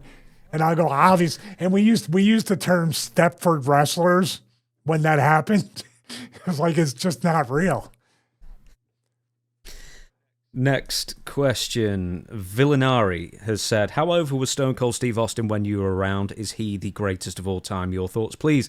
So, how over, I thought I'd add to this and say, who was the most over, or who received the biggest pop that you ever witnessed live? Or if there's a small amount of wrestlers or incidents where you couldn't believe the reaction. Yeah, I'd have to put, like, we could always just really break down like wrestling reactions or the fans' reactions live, because Hogan got a pop, but it wasn't like a Steve Austin pop. Like when they popped for Hogan, it was like, yay. When they popped for Austin, it was like such a guttural, intense, like he's our avatar that we want to beat our bosses up. It was the energy was completely different, and it was off the chart. Hogan's pop is just Hogan's pop. LOD pop, it used to be called back in the day, because they would get a crazy pop. But the Austin reaction was something that I never experienced it live in the ring. I'm going to get to that in a second, what I personally experienced. But even backstage, the rumbling you heard, if you were in Gorilla, the stage would shake from the fans stomping and getting on their feet. And I wish there was a decibel meter for the Austin reaction. It was just insane. As far as that's concerned, yeah, Steve Austin for reactions as far as my experience. And by the way, this is 99 on. I can't even imagine the pop. This morning, it came up, Mick Foley won the world title. Austin's pop when he came out and slid in and hit Rocky with the chair and then threw the hat at Vince. That pop was off the charts. When Austin came out afterwards as champion, that pop was incredible the first time. The reaction in Boston, which was not a stadium, sounded like there was 100,000 people in the audience. I wasn't even with the company during those pops, but the 99 Austin, every bit there. The 2000 Austin, and the company, by the way, wasn't doing Steve any favors. This was all him, getting these reactions. Definitely. The biggest pop were goosebumps up and down my body that I felt in the ring was against Sergeant Slaughter in Washington, D.C. And I believe it was Veterans Weekend or it was some holiday for the military. When they hit that and the fans, I still get chills to this day and goosebumps. And that's like Slaughter, just speaking about him. Remember, even though a Warrior wasn't popular and they made that Self-Destruction of the Ultimate Warrior DVD, Slaughter even said the pop rung his ears and it was unlike anything he ever felt. That's how you know you're over, by the way, or someone's over. Because when you're a wrestler in the ring and you're concentrating on the match and then you sort of lose yourself in the reaction, that's over. And that's definitely Steve Austin. So, I mean, Steve Austin, you've already said, is the greatest reaction. How does it compare to The Rock? So if we do the most popular three guys in the last 30, 40 years, Rock versus Austin versus Hulk Hogan, was it? Obviously, there was an appreciable difference between Austin and Hogan. Was there an appreciable difference between Hogan and Rock? Yeah, I think so. I think when, the biggest pop I can think about Rocky modern day is when he came out to SmackDown that one time, remember? This is the final boss entrance. It was, I forget what it was. When he first turned heel and he came out and the fans reacted. Rocky's somewhere between Hogan and Austin. A little bit more of an intense guttural reaction, but also more of the yay. With Austin, it's like you with the Murder Hour. Oh, wow, we're going to see someone get their ass kicked. That's the Austin reaction. The Rocky and the Hogan is like, we are about to be entertained. I don't know if that makes sense. There's a very thin line. Obviously, Austin's entertaining. There's more of an anticipation. There's more of an anticipation with Steve What's Austin he going to do? Yes, that's exactly right. We should move on then. Rob Dannett asks, how much input did you have in your ring attire and who came up with your SR Stephen Richards logo that was on your WWE gear? It was a simple but effective design, I thought. Yeah, nobody had, outside of Right to Censor, nobody gave me any input, and that was a good thing because nobody cared. And that's how the Stevie Knight Heat trunks, that's how I got Guitar Hero and the Borg logo, the SR that you're talking about. Then I had the Star Wars logo with the blue with the yellow SR. Nobody cared. And I used it to my full advantage. The seamstresses, obviously, I would look at what they were doing and say, well, that font's too close to this guy. That color scheme's too close to this guy. And that's, even back in the day, by the way, I worked Rhino on one of my favorite international heat matches. And we both had black in our base layer of our, he had a singlet, I had shorts. Mine was the Stevie Knight Heat, or it was just actually SR with the WWE logo. You remember it was a scratch logo. And JR criticized us and said, you guys are wearing basically the same colors. You need to change that next time, which I appreciate. It's silly. Like, no one's going to confuse me with Rhino or the other way around. But I saw where JR was coming from. It's very visual that, well, these guys are wearing the same colors. You should be a tag team. But really, think about it. It's cowboys, black hats, white hats. You know what I mean? So after he said that, I was like, I didn't even think of that. The Dutch Mantel thing. Right. So quite a lot of people wrote in regarding eating on the road. Now, I know you've said that you were, busted out your adrenal glands, drinking too many protein shakes and all that kind of thing. But there was a lot of questions about eating clean on the road, favorite fast food joints, all that kind of thing. So, sort of the first of several questions from pillar to post. What were your go-to places to eat when on the road, and what are your go-to places to eat now? My two go-to places to eat on the road was catering and Vince's office. I knew you'd smile at that. Stealing protein bars. Yeah, hey, wacko, he's gone. And the filet mignon was all over the place, but mostly the Detour bars and the Isopure.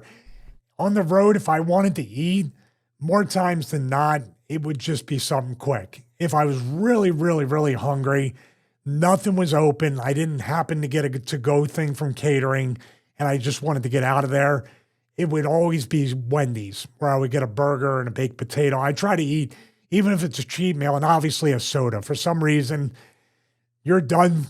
People get it. You're done work. It's late at night. You got an early flight. You know you're not going to sleep, but you just want to go get something, a burger, a good burger that doesn't cost too much, maybe fries, definitely a soda, but most times I'll get a baked potato or something, and I would go back to the room and always watch ESPN. I'd watch the highlights. I'd watch maybe a replay of a game. And I know that, you know what? I'm not going to sleep. Now, most times when I was traveling with, say, Glenn, Charles, the most evil ref that ever existed, Rosie, who else? D'Lo. If we traveled together, we would all get food and then play Ghost Recon or Madden until our flight in the morning. Because I knew for a fact, and that would be my cheat meal from the carb depletion or carb-free living or shakes and bars, and I would treat myself to that. That's only if I didn't get the catering, and I would get food from there. Right. What was I going to say? Yeah, because you're working out so much, and you, I guess you're of the body type where you're going to be naturally slimmer anyway. Did it really matter that much what you ate on the road to an extent? Were you like that anal about what you actually ordered, or? Well, you know what it is too? A lot of times, and obviously, like I said, it didn't do my adrenals long-term any favors. But because I was so lean at some point, or many points after I lost all the weight from right to censor, the problem with me, even now, almost 54 years old, I'm skinny fat. I can be very lean, but it all goes to that lower part of my stomach. And my chest is not big. So if I stand in a profile, I look like just skinny fat. And that was the problem back then. Now, a lot of times because I would carb deplete, that's the official term for it, or I would just eat very little because I was working that night. A lot of times my body composition or how lean I was or how muscular would literally change week to week. Sometimes I look very flat and very not muscular, and other times I would look really puffy, and then I could never find the sweet spot, much like trying to be warmed up enough for your match and trying to time it out. Man, it's so bad. I mean, that's why I give credit to people like Triple H and even Vince and other people that would eat on a schedule that would feed. And you can say whatever you want about whatever other stuff they did, but you still have to work out and eat right to achieve some level of results. So to this day, I still don't quite have it nailed down. Even being home all the time, it's really tough. Okay, then, so let's talk about, your Waffle Houses, you mentioned Wendy's before, your White Castles. Where would you go to typically, and how would you eat cleanish on the road from those places? I think Waffle House is the number one place where you can eat somewhat clean. While still, if you want to cheat and have a waffle, you have an egg. They didn't charge you per egg like they do today when you go in there. But you could eat a really substantial breakfast or a meal in general. And of course, if it's 2 a.m., even Wendy's aren't open. So you're going to a Waffle House. So, eggs, whatever way you want them, waffles, hash browns, stuff like that. You can get a good meal. Back then, believe it or not, people are going to be like, what? You can get tons of stuff for like $5, including the drink, or less, depending upon what you want. That's the famous DDP story. 10 egg whites and bring out the shells. That was Waffle House. So I would normally, if I traveled alone, never sit down and eat. I just get to where I was going. When I travel with other people like Glenn, Charles, D'Lo, Rosie, normally we would sit down if we weren't going to play video games back in the room. If we were like, we're going to get something to eat, it's next door. Waffle Houses and Denny's are always next to a hotel, especially a Red Roof. So we would normally do those things. IHOP would be like fancy date night on the road for all of us. So, yeah, but Waffle House was the number one to go. Now it's all expensive. I can't imagine what it costs talent to eat on the road in 2025. It's crazy.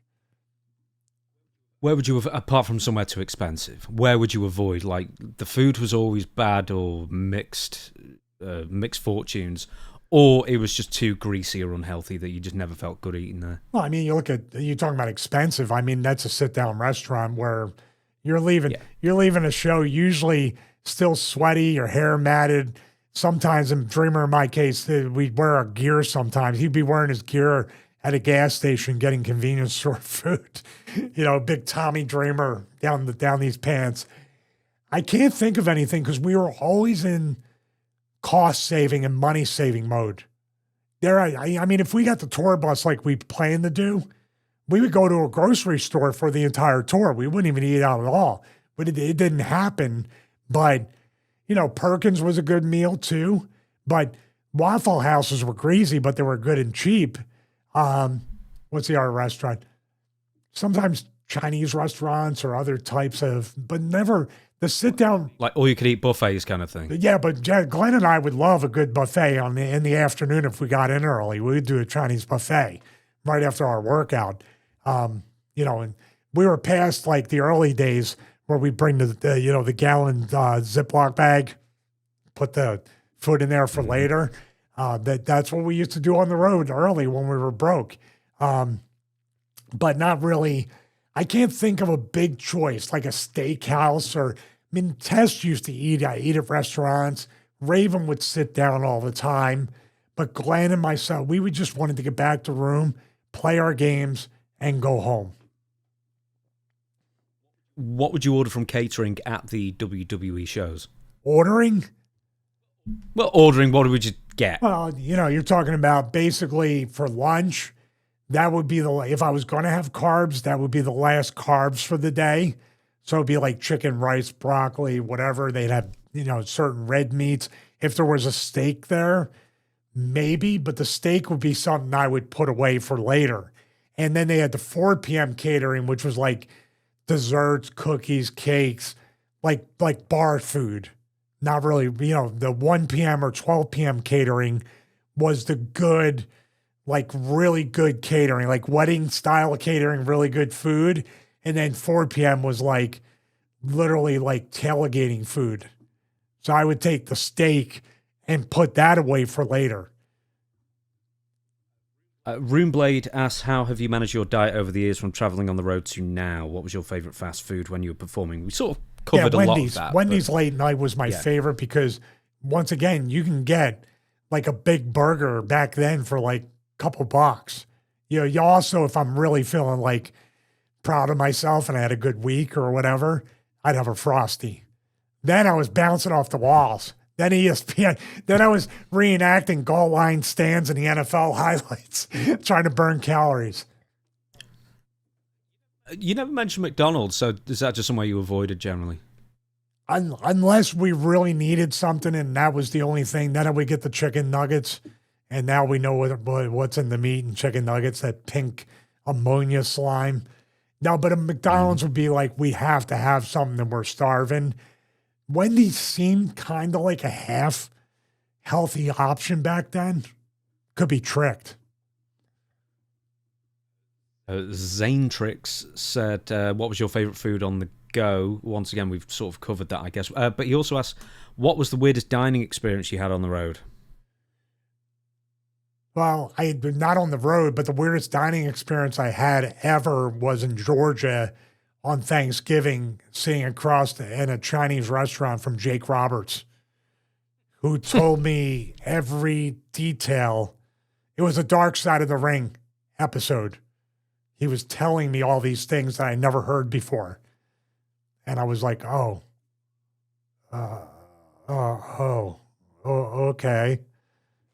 Are you okay now?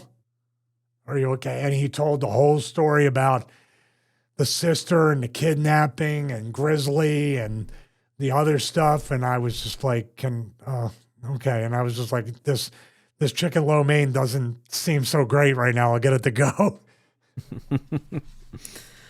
I'll ask one or two more, then we're going to get into the news. Wyatt Kidd asks, I know we all remember Stevie winning the World Heavyweight Championship at WrestleMania 20, but what we don't talk about is him winning the Royal Rumble at #1 in his hometown of Philly. So what was that feeling and day like, Stevie? It was awesome. I didn't think when I had Big Show in that front face lock and I was pulling him over the top rope to the floor. I just thought to myself, this is crazy. I can't wait to win the world title and embrace Eddie Guerrero as the confetti comes down at the end of this. And obviously we're talking about, I've been a meme replacing Big Show in No Mercy, which is still mad at me for. And of course, the man who normally cannot be named, Chris Benoit, I replaced him everywhere. And if you want to look for meme photos, I'm well aware of them. Eddie Guerrero and myself, arms raised with world titles in hand. Also the triple threat match where I overcame Shawn Michaels and Triple H to win that title in Madison Square Garden, WrestleMania 20. I can only say this. Why couldn't the accountants in royalty checks, which we'll get to later with Kevin Nash, why couldn't they have mistaken Chris Benoit for me? Why couldn't the payoffs for these pay-per-views come my way? I think I deserve some kind of royalty for this.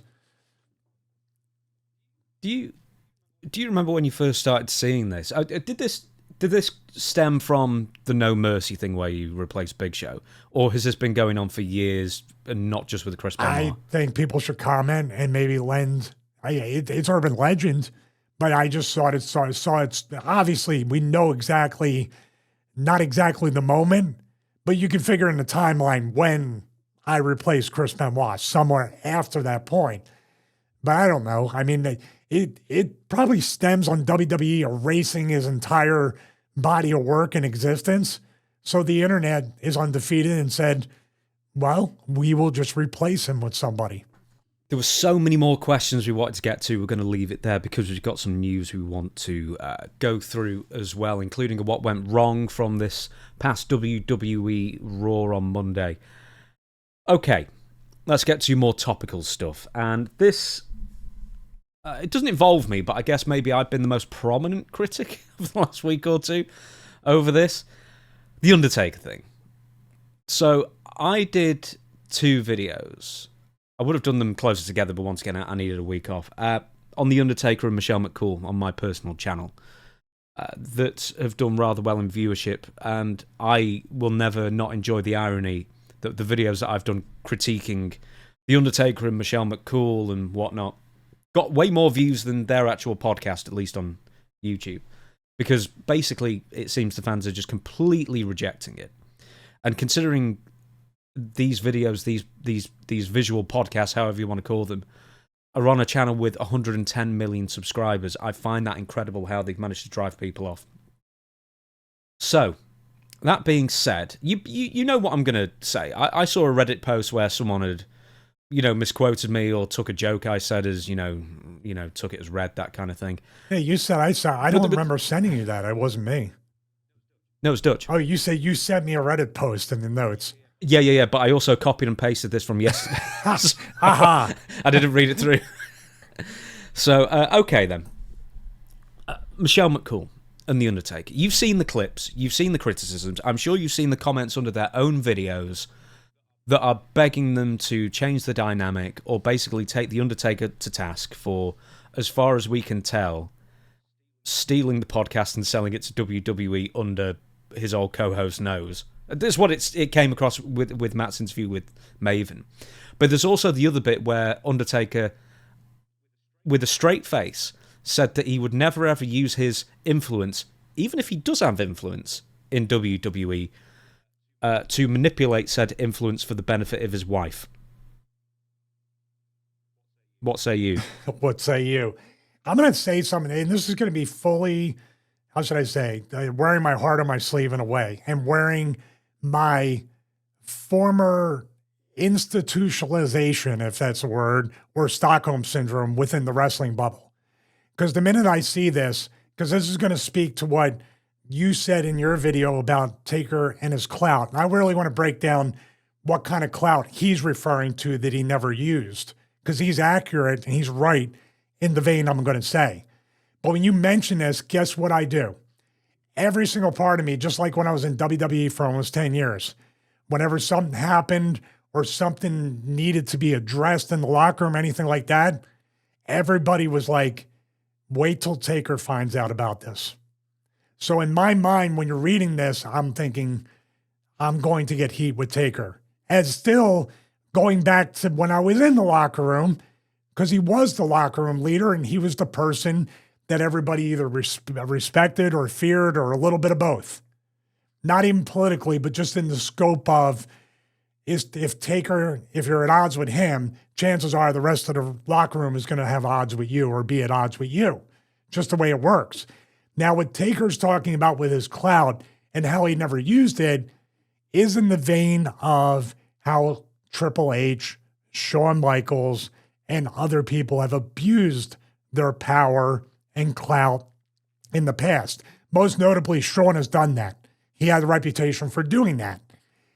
Taker is saying he's never used that clout or supposed clout that he said, which is real. I'm just going to tell you right now, he had tons of clout, tons of influence, and he was the judge in wrestlers' court. So he's definitely at the top of the pecking order. And if Taker liked you, you went much further. Because Taker would want to work with you or do whatever. If you were friends with him, you were favored by the office and you had a long run in the company. Now, it wasn't a forever run, and obviously you had to stand on your own merits as a wrestler. They didn't hold you there for 5-10 years because you weren't over. But then again, Taker being your friend definitely helped. Taker not being your friend definitely didn't help. Would it hurt you? I don't know. But what he's saying is he would put people over. He would not refuse to put people over at certain times. He would not use his influence, clout, seniority, whatever you want to call it, to basically just get himself over and be Superman. So that's what I think he's referring to. But the way people are taking it is you're using your clout, influence, executive decisions, even if you're saying it tongue-in-cheek, which people have said it was a tongue-in-cheek reference. I'm not sure about that. Jury's still out. But with that being said, the clout and all that stuff regarding his wife, the show, LFG, the Hall of Fame, perception is reality, pal, as Vince used to say. I have no dog in this fight. I have no care which way this goes. I look at it and I just say, okay. But basically, the clip you sent me was basically Michelle saying, whether jokingly or not, y'all are the problem. And the other thing that was said was, we do this for fun. And am I misquoting this part? We do this for fun. Watch or don't watch. Is that kind of what he said? Yeah, essentially, yeah. Well, I want to get it accurate. I don't want to misquote him. I know he said we do it for fun. But essentially it was kind of, and they laughed about it, and they were doing it in age. Reading mean stuff, you got to be a little bit brave to do it, and they kind of laughed it off. But in a way, too, they kind of told the audience that this is what it's going to be. Watch or don't watch. And that's the beautiful part about this landscape. If you don't like the Undertaker podcast, or you didn't like the 6 Feet Under before, or this one, there's plenty of others to watch.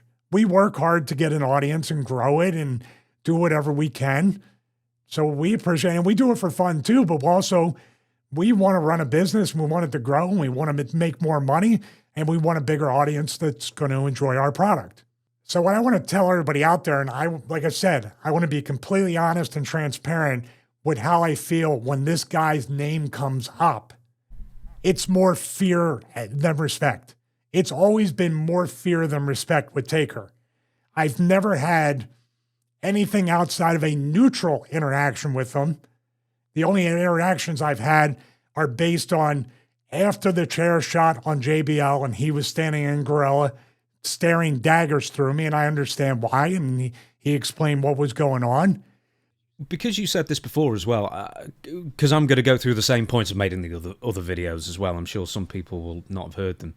That I wasn't trying to get the fact that he was using his clout or otherwise for mostly nefarious reasons, because I think quite obviously he wasn't. He's the ultimate company man, and he was going along with I guess quite a lot of creative that he didn't agree with whatsoever. But similarly, I'm sure that he was responsible for hirings, he was responsible for firings, for creative changes, all that kind of thing. He had a job for life. He still has a job for life with WWE. There's no way he didn't use that. And once you said you don't want to get the Undertaker mad because you don't know what he's going to do. He's going to turn the locker room against you. Is he going to tell the office? Because he was the main conduit, I suppose, to the office, between the locker room and the office. So that was his role for decades, as best as I can tell as well. So I mean, he's the ultimate company man in that respect. Well, Two separate people messaged me. Let's talk about that company man thing just real quick as you're on that topic. Yeah.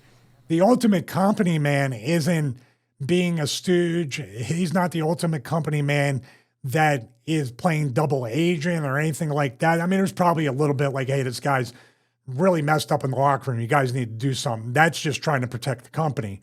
He's the ultimate company man that literally gave his body to the WWE. I watched this guy. And then, like I said, just like with Triple H and the quad injury analysis we did, you could say whatever you want personally, and I don't even know this guy personally at all. But I've watched him plenty of times with Francois back in the day, and even after that, literally crawling, if not limping, into that room before his match, doing everything to try to just get loosened up enough to not feel completely crippled and debilitated for 30 minutes and go out there and have an unbelievable match. Come back to Gorilla and almost, if not fully collapse and have to do it all over again to get just tape me up, tape my body up, Band-Aid it up, and let me go out there. And I'm not talking about taking drugs, taking pills. I've never seen that from Taker. What I have seen was him literally holding onto a wall, walking to Gorilla just to make it, and then when the bong hits, he's ready to go. That's definitely a locker room leader. You know, you could say, oh, he didn't politic and do the underhanded stuff that Triple H or Shawn Michaels or a lot of other guys, the easy road. He proved his loyalty to Vince and the company by destroying his body over and over and over again. So let's not lose sight, and we're both being objective, but people in the comments, be objective and take the good with the current perceived bad that we're talking about. Yeah, I just wanted to add that two separate people messaged me and said that The Undertaker personally got them promotions or helped them personally in their career just with a word kind of thing. So for what I can tell, the vast majority of whatever influence he exerted in WWE was for good, or at least his perceived good, for the company kind of thing as well. So when I say the ultimate company man, it's not, necessarily an insult whatsoever, because he cares and still cares deeply about the show. Well, Crested Saguaro 520, you know what he said? No. He said he truly believes that The Undertaker is a good guy at heart, but here we go. But he gives his wife too much. I could never be married to a woman who wants to have control over everything, and furthermore, I would tell her no. Wow. We need to talk about how you didn't book me right when I was working. I mean, couldn't you have gotten girls more time? Right. That's the funniest part of all of these because I would have accusations asked for a lot. Exactly. and I've done this to get you this, and I've done this to, there's one thing. I was very blessed to have an incredible career, and the things that I accomplished during that career, I never imagined in my wildest dreams of being able to do all the things that.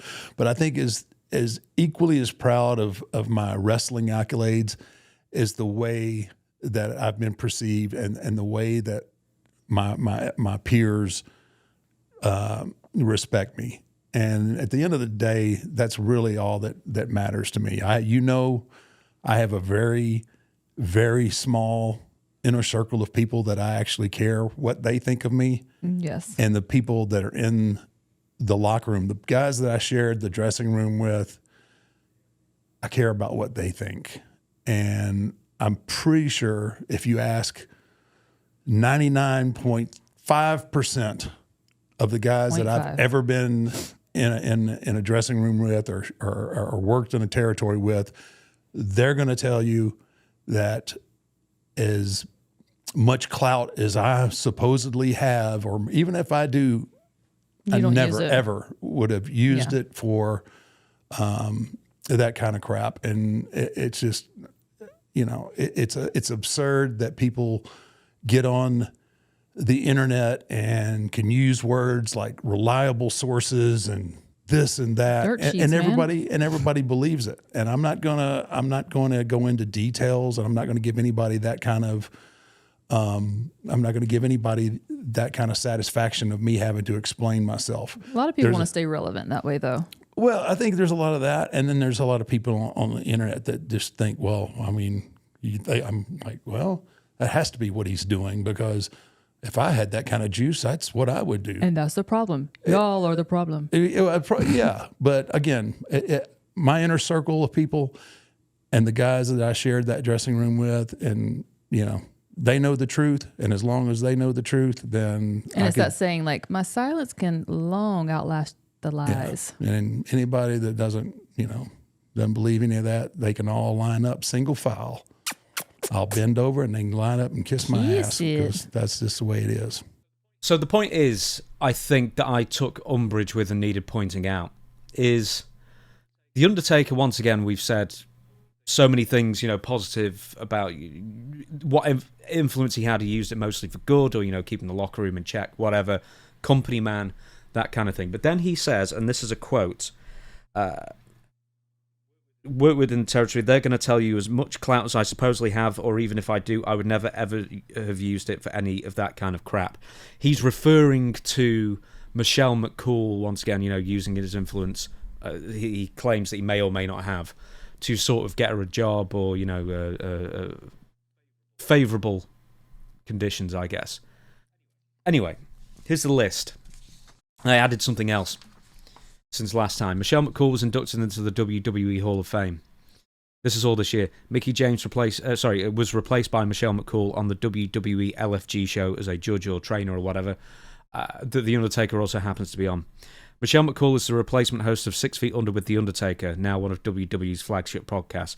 Freddie Prinze Jr., former WWE writer, said that Michelle McCool, he had her losing the WWE Divas title in a story.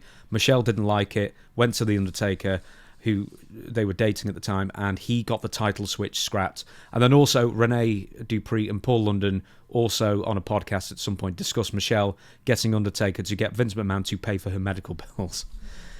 So it's like, I get what he's saying for the most of it and whatever, but it's also like, come on, buddy, who are you fooling here? I mean, Michelle McCool would have had none of those things unless you directly intervened. Listen, here's where I preface what I said in the beginning. There's still a part of me that's like, Undertaker going to get a heat with the locker. And I'm crazy. I'm still, Shawshank Redemption type behavior. I get it. But at the same time, this is the overarching thing of what I'm going to say about this. I really don't care what the Undertaker and Michelle McCool do with this show. They have a blessing to be able to have, I wish I could make $5 million a year just to have fun. That's what he was on pace to make with the previous one, correct? And WWE bought. That's my opinion, yeah. That's your opinion. You know the analytics better than me based on what we're making. Other people, you pay attention to that.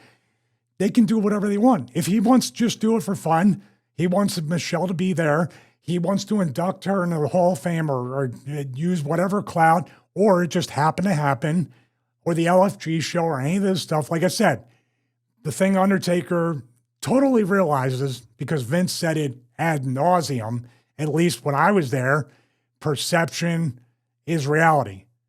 I really don't care what they do. I care about our show, bringing the best product that I can bring.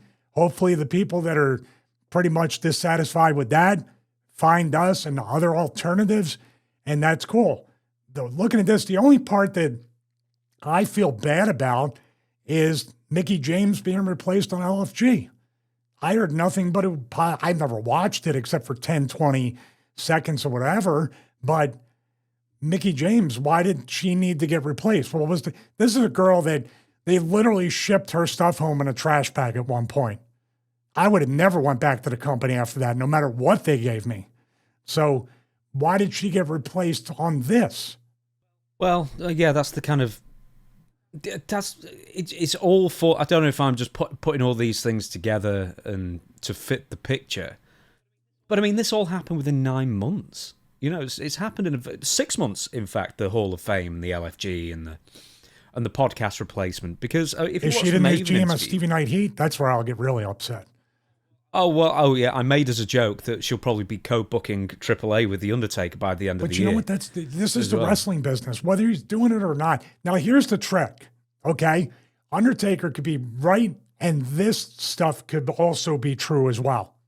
This is very 1984ish in a way, but listen to this. No, Undertaker doesn't have to exert his clout, influence, whatever it is. But there's people within the company that want to make Undertaker happy. There's people in there. It's like Vince or Triple H. Triple H isn't going to say, make me look good out there. But if you're out there with Triple H, what are you going to do?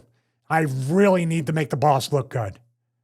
Do you see what I'm saying? So somebody who really has a lot of respect for Taker wants to make Taker happy, or wants Taker to be your friend, or wants Taker to speak glowingly about them. Or in a way, if my job's on the chopping block, maybe Taker can go to bat for me. So somebody else could be using Taker's influence for their own political gain by saying, you should really put your wife in the Hall of Fame. She deserves it. Do you see what I mean? So you might not have came up with the idea, but somebody could have been like, yeah, you should totally do that. You think so? You think that's going to be? No, she deserves it, dude. I've seen it firsthand. But there's Triple H who went in the same year, and then Stephanie McMahon was announced 5 months after. It's what I mean. It's just like, I think you said this a couple of weeks ago. It was always like yes. This. It's just more overt now. They don't care about appearances. It has always been incestuous, and now they just don't care, and they're putting it right there on camera. I think that's maybe why. I say bugs me. I mean, I don't care less. But you know what I mean? This is why I find it a juicy topic to talk about, because it's so distasteful in a way. You know what I mean? Well, to just everybody just get their arms around each other in a huddle. Nobody else is allowed in. We're all going to give ourselves Hall of Fame rings and have entire nights dedicated to us, regardless of whether, deserve it or not. And apparently, because once again, I've not listened to all the shows, but some people get the idea that Michelle, on the new version of the 6 Feet Under podcast, is kind of resentful that she's only really known as Undertaker's wife. I mean, why wouldn't you be, though? All right, I'm gonna give a bigger picture. By the way, the market's going to decide. They're definitely in a part right now of being lost in the shuffle. When you say that, you talk about 110 million subscribers. And by the way, my fitness channel will kill for the lowest viewed video to have 74,000 views. So they're no failure by any measure, but they definitely are now under WWE and TKO's thumb. There's people that even said in your comments on your video that quite possibly this was a TKO or WWE decision to get rid of Matt and put Michelle in there. Nobody knows. And by the way, like once again, this is what I started this thought off with. The market will always decide. The market will decide what our show when people get tired of our show, which hopefully won't happen. But if people get tired of our show, the metrics are going to show it pretty quick. Undertaker and Michelle are doing it for fun. Let them do it for fun. If the fans are saying, we're not having fun, and this is boring, this is hard to listen to, they're going to stop. If the Undertaker and Michelle continue to get 74,000 views, which is still pretty damn good, then let them have fun. Most of the time with people that have done it at his level, this here is really just fun. For us, it's fun, but it's a business venture that we're trying to grow it into other things. And I want to speak on something else because there is a bigger picture here. When you're in WWE or in the wrestling business in general, but WWE, I mentioned it before, and that's why I did. This Stockholm syndrome, this wrestling bubble type of behavior, this fear of these people where they prop them up to be idols and people you need to look up to, and these are the real solid citizens. And obviously because they have belts or they're in main events of WrestleMania, they are better people than you. Therefore, because they are the top guys and they knew how to get themselves over, and I'm talking more about Triple H and Shawn Michaels, because they know how to get themselves over, not because of how politically and all that stuff, but because they do. You need to respect them and fear them because they're better people than you. And therefore, because you're on a secondary show and lose those fake matches, you're not as good and you don't have a mind for the business that can book. You are not creative. I'm a poster child for that. How many people say, what does he know? He's just a jobber. What does he know? He doesn't know about this. He can't speak on this. How can he use that? Stevie knows technology. He lost fake matches. How is this possible? But when you get it, then this is the other part of it with the wrestlers. And it sucks. We keep our mouths shut because basically we're being held hostage by whatever crumbs we're given at whatever level up to the top. But we just want a paycheck. We want to keep our mouths shut. We want to be good soldiers, good hands. Then when we get out of the business and we break out of the wrestling bubble and we see the real world and we have the clarity and perspective to finally speak honestly, which we should do when we're there, but we'd obviously be fired in an instant. Guess what we're called? Bitter, old loser, irrelevant. And we aren't given the opportunity like an Al Snow, a Dutch, who's been given the opportunity, but I'm talking about afterwards, people that have the mind that can create objectively without trying to insert themselves into a voiceover, into a tribute. I'm talking about Triple H, inserting him into everything. And please stick with me because this is the perception is reality. Just like the perception is reality about all this stuff with Taker and Michelle McCool. So you can't have it both ways. So that's what I'm saying. There's a bigger problem. And that, in my estimation and my guess, is exactly why the wrestling business will not grow. The wrestling business will not get more successful. They'll make more money. But creatively, the wrestling business can't get out of its own way with hiring the right people to do good business creatively. Do you kind of see what I'm saying with that? Mm-hmm. Lewis Trinneman wrote in and said, it seems to me from your recent, I guess mine, videos on the Undertaker's podcast change to WWE that there is an obvious possibility looked over, simply that WWE bought the podcast because they wanted something fresh and easy to get a hold of rather than actually buy good shows such as yourself or even Maven. So my question, did Undertaker sell out to protect his own stake in the company? And do you think WWE actually see you and Maven as tough competition and know they wouldn't get their way if they went with you guys who have by far better production than Undertaker did? Well, I'll say that they probably have Maven more on the radar than me. They don't care about me. I'm just somebody that never drew. I'm a nobody, and I am not on their radar at all. And I'm perfectly happy and excited about that because I love being like underground. That's why Stevie Knight was so great, because they didn't care. They didn't pay attention. And guess what? I don't care if they pay attention or not. We live in our own good bubble where we're trying to get the production up, trying to get the business up. We're not doing comparisons to Takers. Now, when I look at production, you know how I am about that. And I say, oh, their lighting's better. This is better. Camera's better. You know, Maven and I, Chris Van Vliet, other people, we have our own pirate ships. And I love that. The Taker podcast, I just think was a natural thing since he was already doing all these other things. And just to bring it into the WWE, quote, family to do that. And for all you know, they're paying him a lot of money to have that on there. And the connection with bringing his wife on the show and all the other things, Taker loves his wife. I love my wife. You love your wife. We're all going to support. I wouldn't have her on the podcast, though. I'll tell you that. But in this grand scheme of things, in essence, there's nothing we wouldn't do for our spouses outside of bringing them on our podcast. I'm just saying, we have a show, by the way. You tricked me. How dare you? How dare you, sir?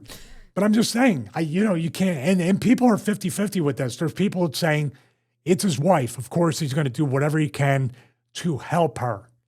So, like I said in the beginning, Well, just admit it.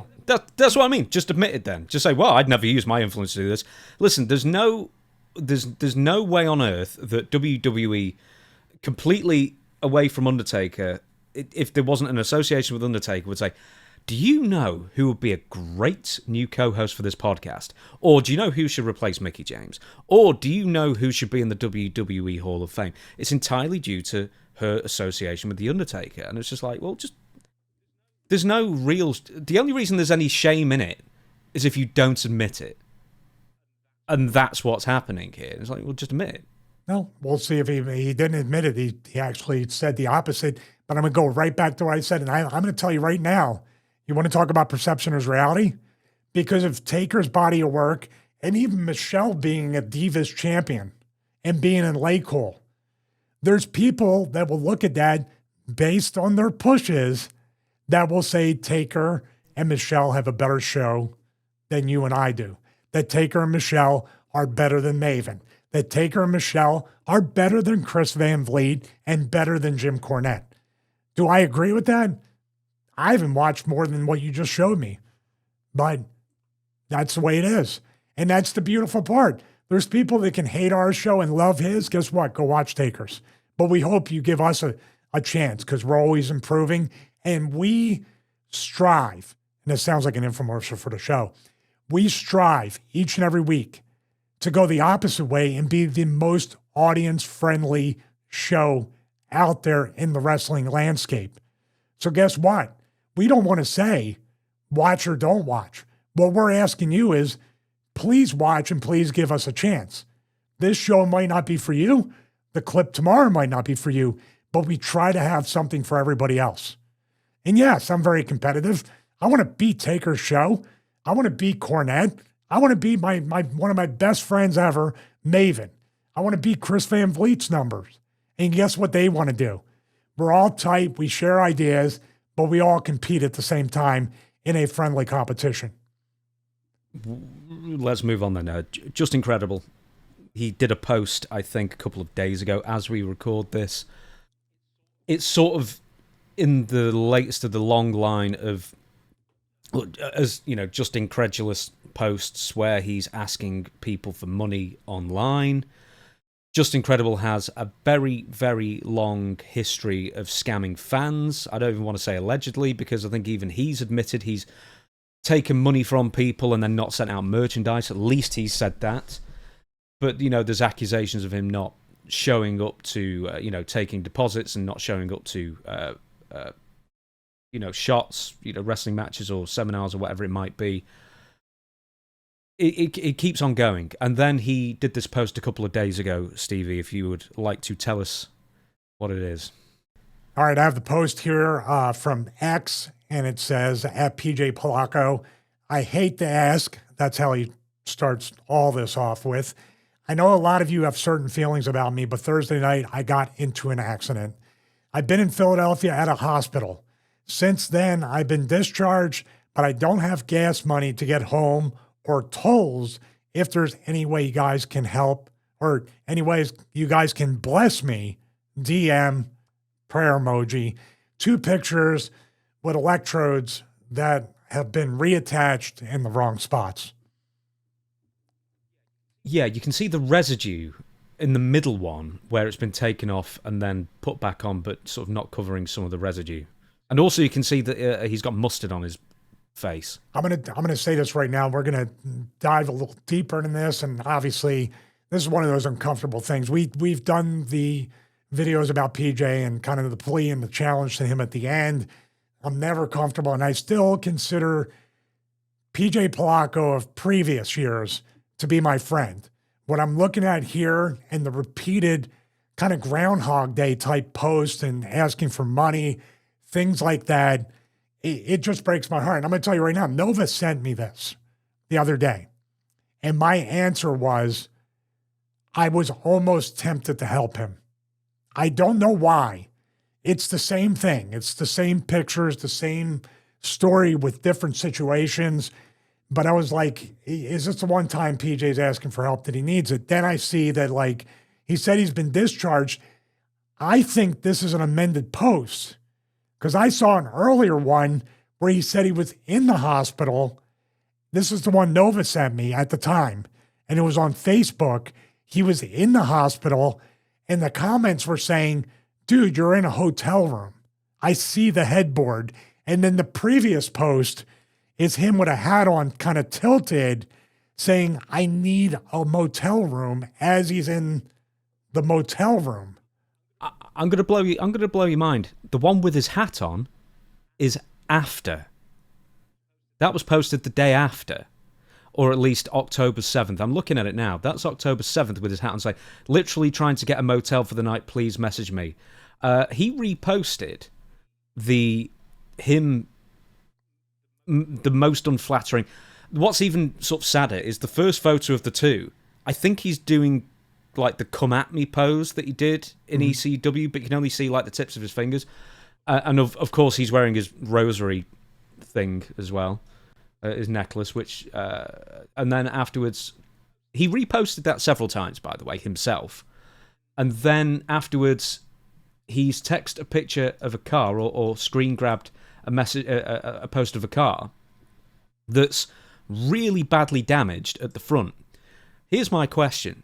Why does he just want gas money or anything when that car will not be legal to drive on the road? It's an excellent question. I mean, this is obviously the repeated, how should I say, the repeated things that are happening, the repeated occurrence. It doesn't add up. PJ just wants you to, and it's always in the past, the number amount has always been $40 from previous years that I've seen. That $40 number always, I don't know why there's any significance or what the cost of certain things that PJ is looking to get is not gas and tolls. The toll thing is everybody charges toll by plate. So even if you could drive the car, you don't need the toll money until you get home. You don't have to go through a toll booth and give cash. Most of them are cashless now, and they mail you the bill based on your plate. That's neither here nor there, because PJ just wants the money. I don't know what to say at this point. This breaks my heart to even do this video after all this time, because trust me, people have said in the comments, and I said before in a video, and Maven has said it on his video, this guy could be an incredible redemption story. He can draw so much. If he was just clean and in half decent shape, because that Memphis match was just scary to watch. Him just on his back. Tell people about the Memphis match if they didn't see it, because you sent it me or I sent it you. It wasn't even funny. It was scary in a way, like this dude's gonna have a heart attack. This dude has a leg that's not usable. Maven vouched for that leg being real, the necrosis and everything. He wrestled a hardcore match where even on offense, he couldn't even swing the cane believably at the guy's back. But the minute PJ was on his back, and this is the only analogy I can think of, he was a turtle on its back. He could not move at all. And then the guy just gave some kind of elbow where he kind of protected him. 1, 2, 3, and it was over. And PJ continued to lay on his back where I said, is he having a heart attack right now? It was almost like he needed to be stretchered out. I don't know what it ended up being, but he could not get out of the ring on his own power. He could barely get into the ring on his own power. So, I mean, for Memphis Wrestling to book him after all that, and then he had other bookings, I don't know what they're doing. It could be like that Scott Hall thing from back in the day. Are we going to be the ones when PJ shows up or just incredible? Guess what? What are we doing right now, James? We're talking about it, and we mentioned Memphis Wrestling. I don't know. I mean, it's the virtual panhandling thing, which has always bugged me.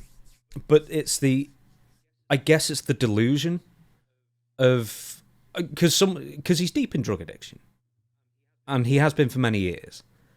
But it's that, and it's a common trait, I guess, with a lot of drug addicts, is that constant self-delusion and that constant and lying to yourself and then lying to everybody. Well, I know that I did A, B, C, D, E, F, G, but this time it's different. or they think of a new angle just to get $40 from you. And once again, I'm looking at it at the moment, right now. 4 separate posts of the exact same post. I hate to ask, I know you have certain feelings about me, but put those aside, because on Thursday I got into an accident, etc. I've been in a Philadelphia hospital. Since then, I've been discharged, but I don't have gas money to get home or tolls. But then you see the car. Let's say you don't know anything about the guy. But then you see the car. There is no way that that car's driving on the road. Or he would be pulled over immediately, and say it's not roadworthy. So he doesn't need gas money, because that ain't going anywhere. Therefore, you don't need toll money because you're not driving through tolls. Yeah, and you don't need toll money. Yeah, absolutely. And then it's literally trying to get a motel for the night. You're in a motel because you already said in the post beforehand that you've been discharged from the hospital, and it's quite clear that you're in a motel from the headboard, but now he needs a motel for the night that he's already in. It's the self-delusion that I find annoying. I'm not even upsetting or depressing. I find it annoying. It angers me. It's insulting your intelligence and everybody out there, but it doesn't have to add up, because if he had common sense and he had forethought and he really saw everything for what it is, he wouldn't be in this position of being an alleged drug addict or alcoholic or both. But this is the thing. I told you just a few minutes ago what? It pulled to my heartstrings a little bit. Not the actual post, not the gas money, toll money, but it's like, this guy used to be my friend. I still consider that part of him to be my friend. Should I at least reach out to see what he needs? But I know the way the conversation will go. Number one, he'll be mad at me about what I said previous. Number two, he may even say, because of all the rotten things you said to me, you owe me money. You owe me this. Or I know that video that had me in it made you AdSense money. You need to pay me that AdSense money. You know what I mean?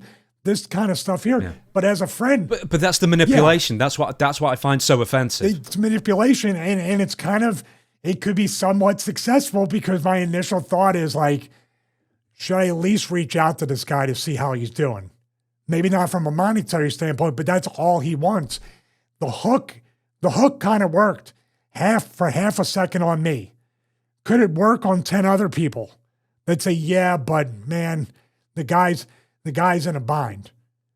PJ's one of those guys that would say, I'm starving, and you would say, great, well, hop in, or hey, what do you want? I'm going to get something to eat right now. No, just give me the money. But you said you're hungry, and I want to get you food. It's like, just forget it. Get out of here. Okay, well, I know you don't want it for food. So. And he ain't starving. No, it's amazing. It's amazing. But at the same time, amazing in all the worst ways, I should say. But at the same time, here's what I wanted to say to PJ. I said a challenge before. PJ has a way to monetize his redemption story, because in wrestling especially, people love to knock people down, like Taker, but people love a good redemption story, don't they? People love the Scott Hall story, the Jake Roberts story, a million other ones in wrestling. Even Glacier, that didn't have the problem, he just went away. Then there was that run for Glacier. They'd made the documentary, getting back in the ring. I'm not saying Ray was, but I'm just saying people that either aren't around or at their lowest point. PJ, like I said earlier, if PJ was even mostly clean, somewhat in shape, the world's his oyster.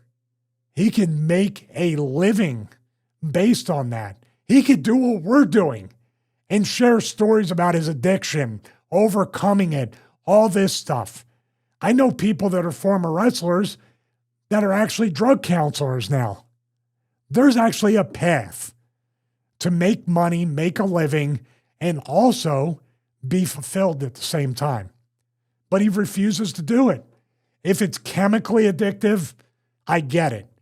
But up here and your intention, you have to fight this, PJ.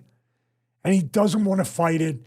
He just wants to be enabled, and he wants his $40 for gas and tolls. I should use air quotes. We're going to talk about one more thing about money, then what went wrong, then we will thank you everybody for your time for another episode. Kevin Nash is WWE royalty checks, and I want to get your thought on this as well, and we're going to talk about something sort of related money-wise. Kevin Nash revealed that he and his Click stablemate Sean Waltman had a recent conversation about their payments. I was talking to Mr. Waltman this week, quote, "We had our weekly update. We both got our royalty checks," Nash said. I said, "Holy F. The last one was good, this one was rotten. I mean, it was half." He then pointed out a significant change in how the royalty statements are presented, which has made them less transparent. When I was making huge money in my royalties, it was broken down. It would say NWO t-shirts, NWO women's t-shirt. Now it says NWO intellectual property, and there's just a number. There's no subcategories.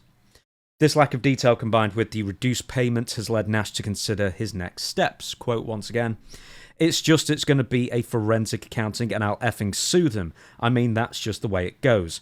Nash believes the change in accounting is a deliberate move by the new parent company TKO. It got weird when they sold. If you take all those guys and you cut that in half and put that back on the books, that's several $1 million. So, Kevin Nash is basically alleging that there's some funny screwing accounting going on since TKO took over WWE and UFC, or they merged together anyway. And this is the latest way of making things less transparent and paying people less. What say you? They get royalty checks? Oh my God, I have to call WWE off. I have not gotten a royalty check in probably 10 years.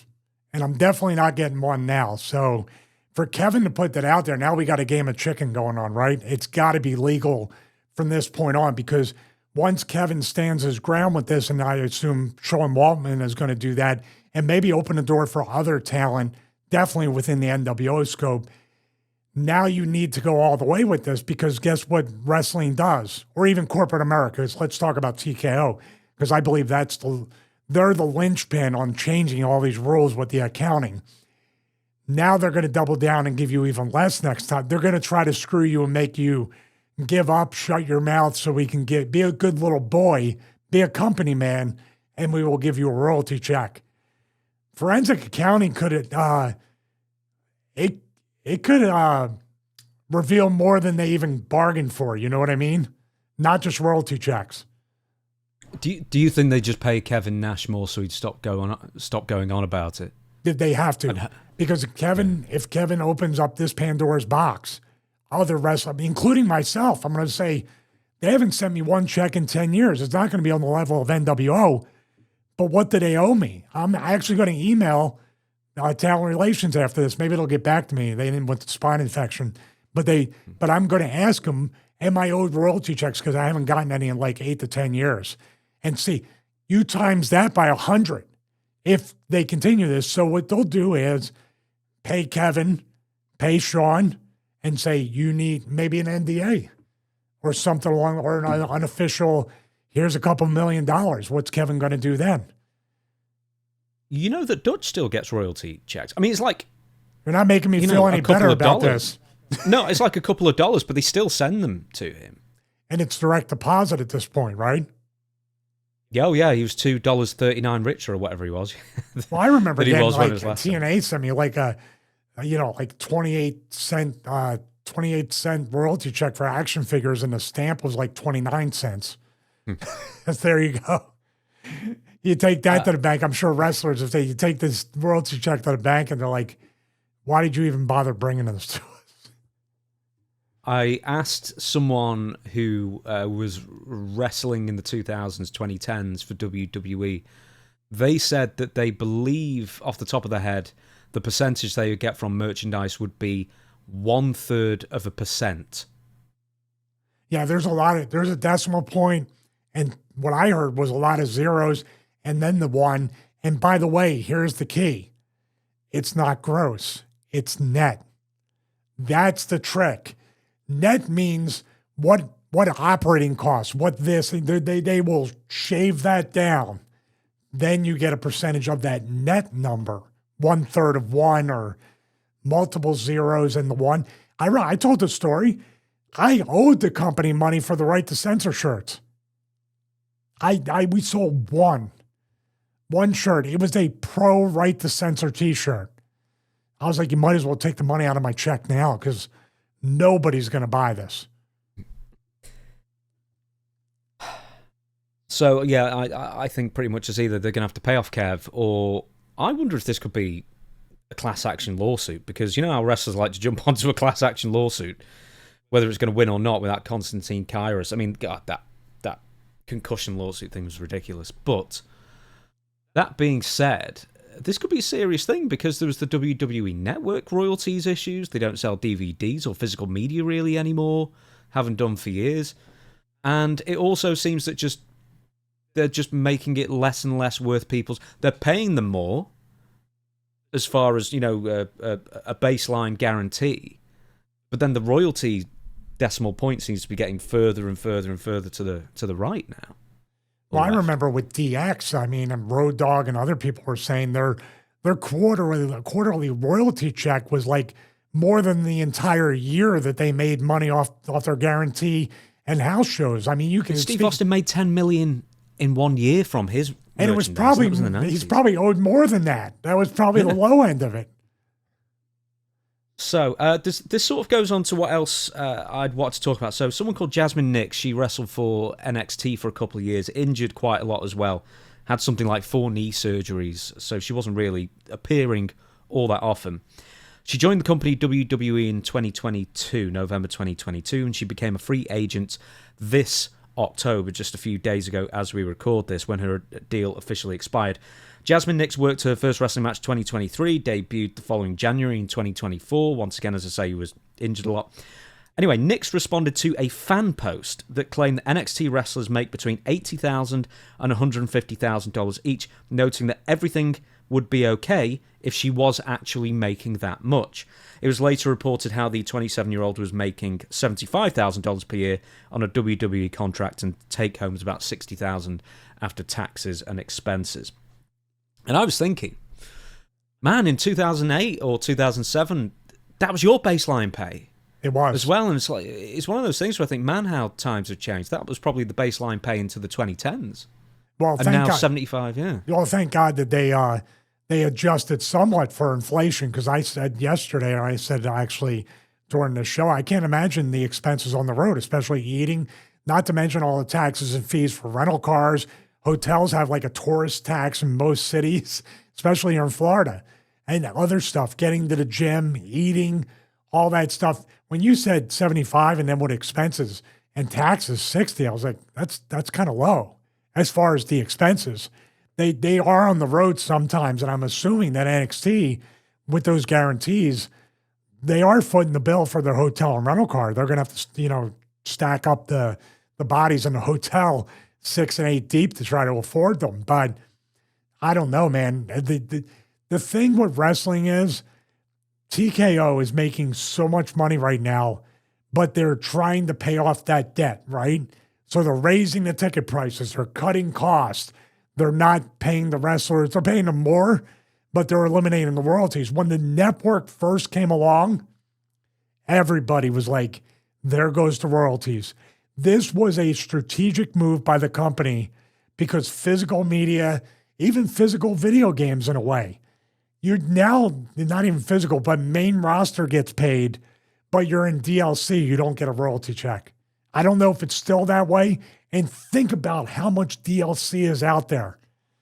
You have a very core group of, and also the pot for the main roster back then was a lot smaller for video games. Say you do have 80 people in the video game. Now, say like one royalty check for video games for me was like $35,000, $40,000. That wasn't a lot, by the way. Now you got 60 people in a game or whatever.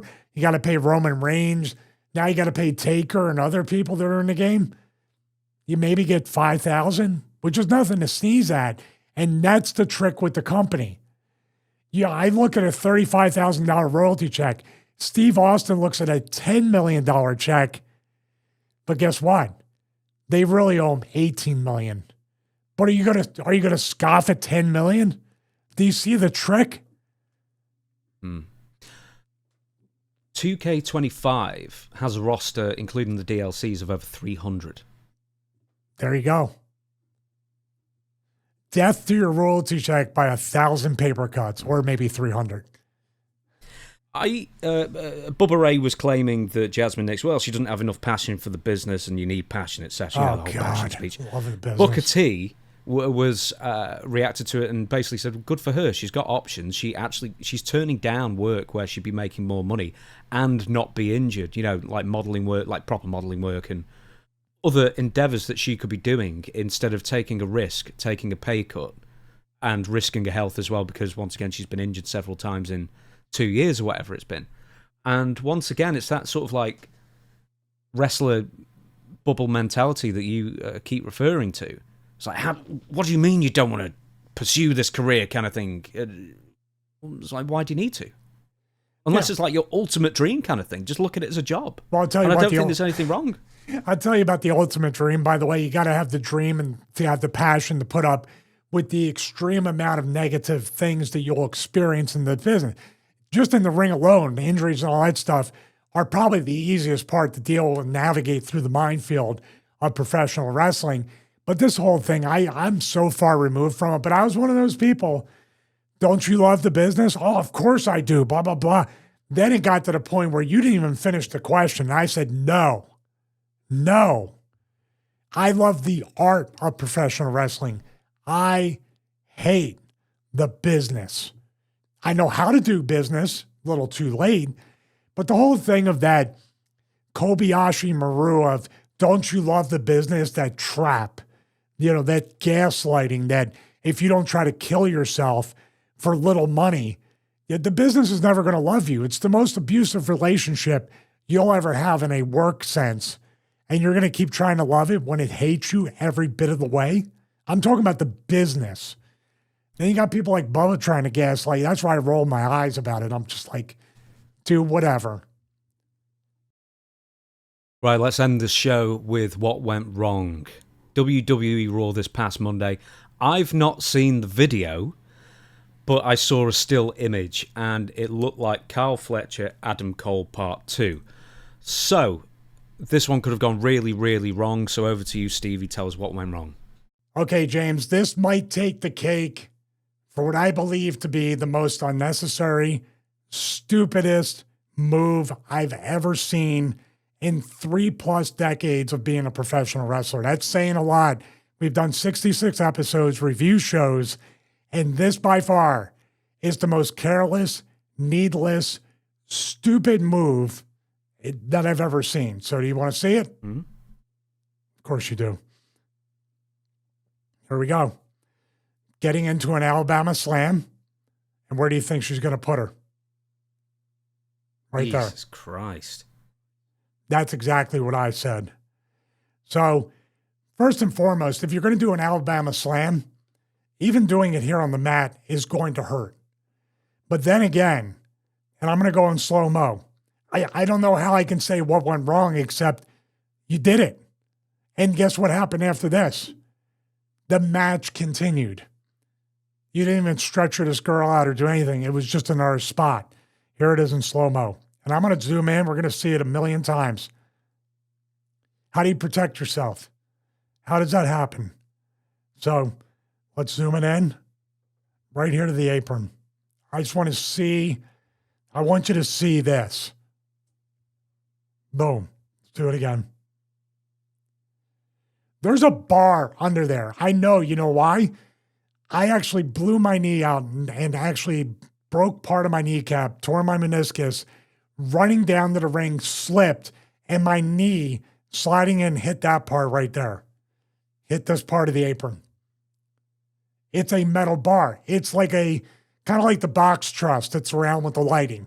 It's a thing that goes across the top bar and a bottom. Right here and right there. Not where the ring apron is, but somewhere around there. And why would you do that? Look at this. Oh, I threw my arms back. I'm protected. You're going to break your neck. She could have killed this girl. For what? To continue the match. I mean, what in the world? Is this the Japanese strong style that we're supposed to say is so great? Because this sucks. This is idiocy. This is the Kyle Fletcher, Adam Cole thing from a few months ago, where thankfully I think his head either grazed or missed. But once again, these moves never ever lead to the finish, or play any part in the finish of the match. I mean, I don't know how the girl finished the match. I don't know why you would even finish the match. I don't even know why the agent, number one, allowed this. I don't know why, if it was allowed, that it wasn't an absolute stretcher job. These are the bumps, just basic apron bumps. You're going to feel it eventually. It's going to knock what we say your bump card is going to be shortened and shortened more. But this here, and you know, even if it's a dude, you're talking about a girl that's literally hitting the back of her head, the back of her neck. This is the area of the neck, by the way, that you could die if you break your neck up here, or be paralyzed if you're even lucky. And they just continue the match. Like, in other words, this move here is supposed to make me care about Io Sky and have sympathy for her if it's presented the right way, which it should never be done.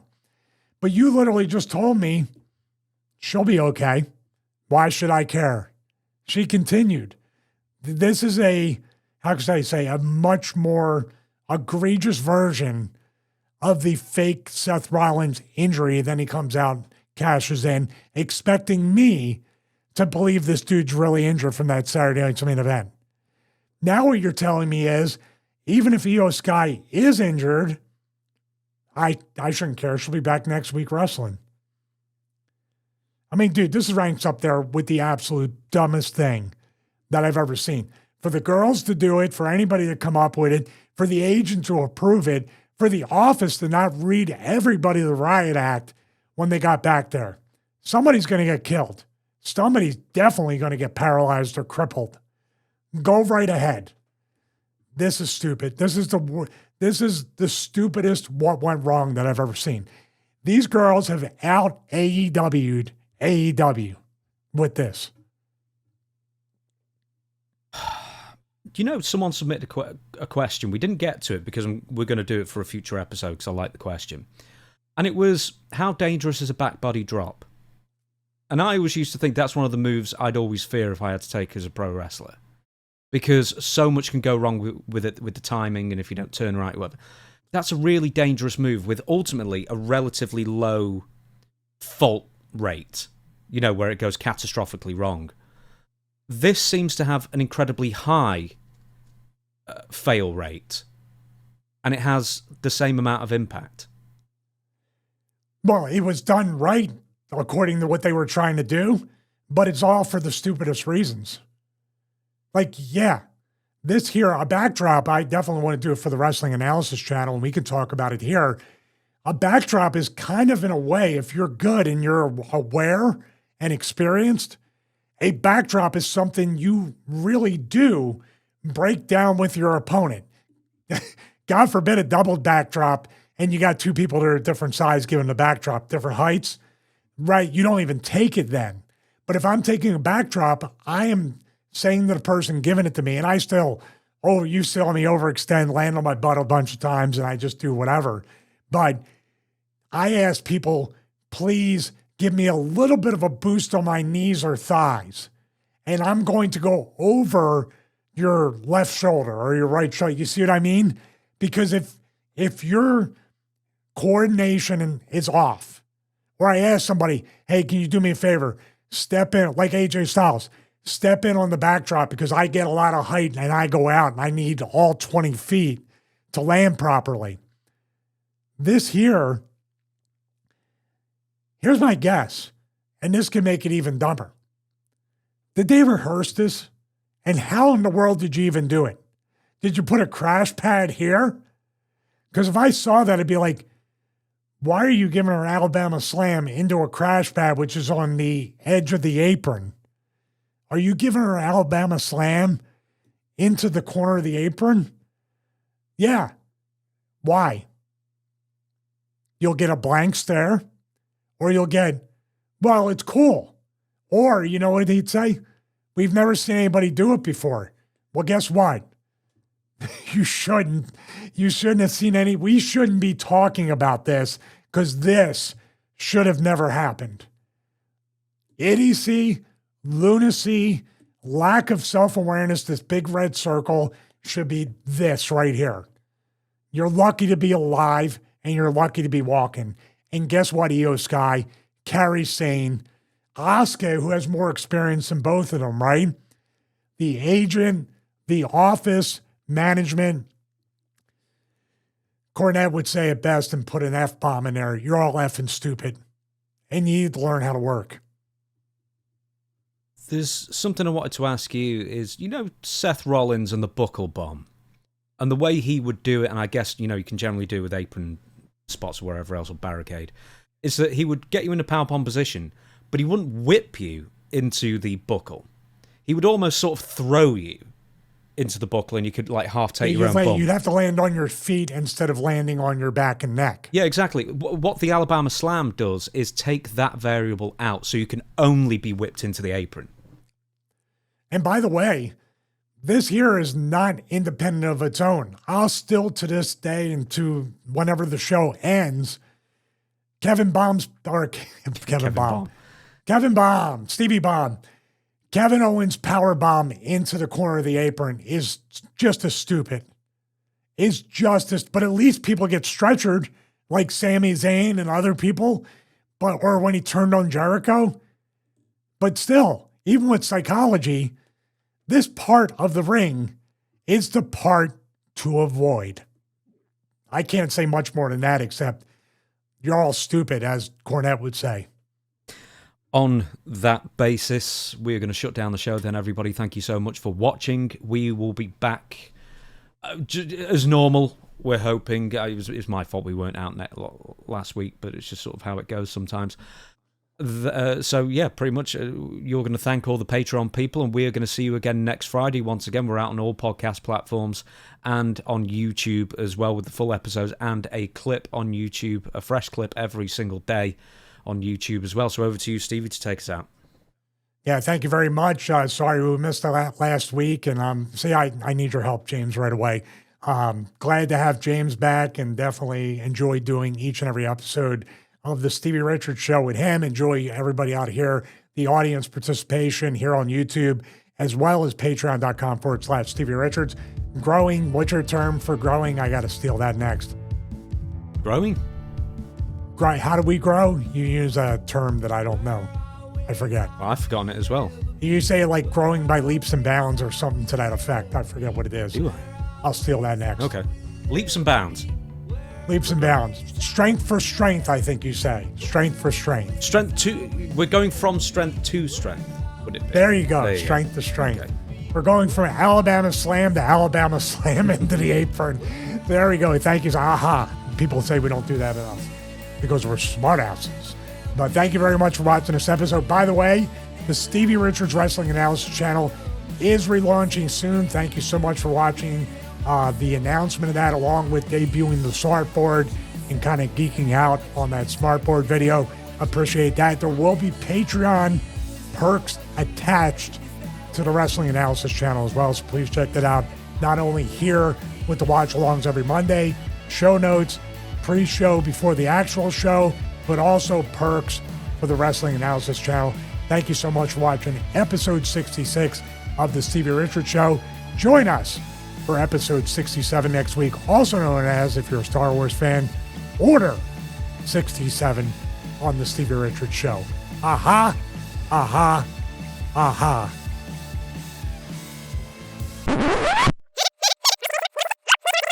If you're a Star Wars fan, Order 67. It's Order 66. Somebody said Order 67.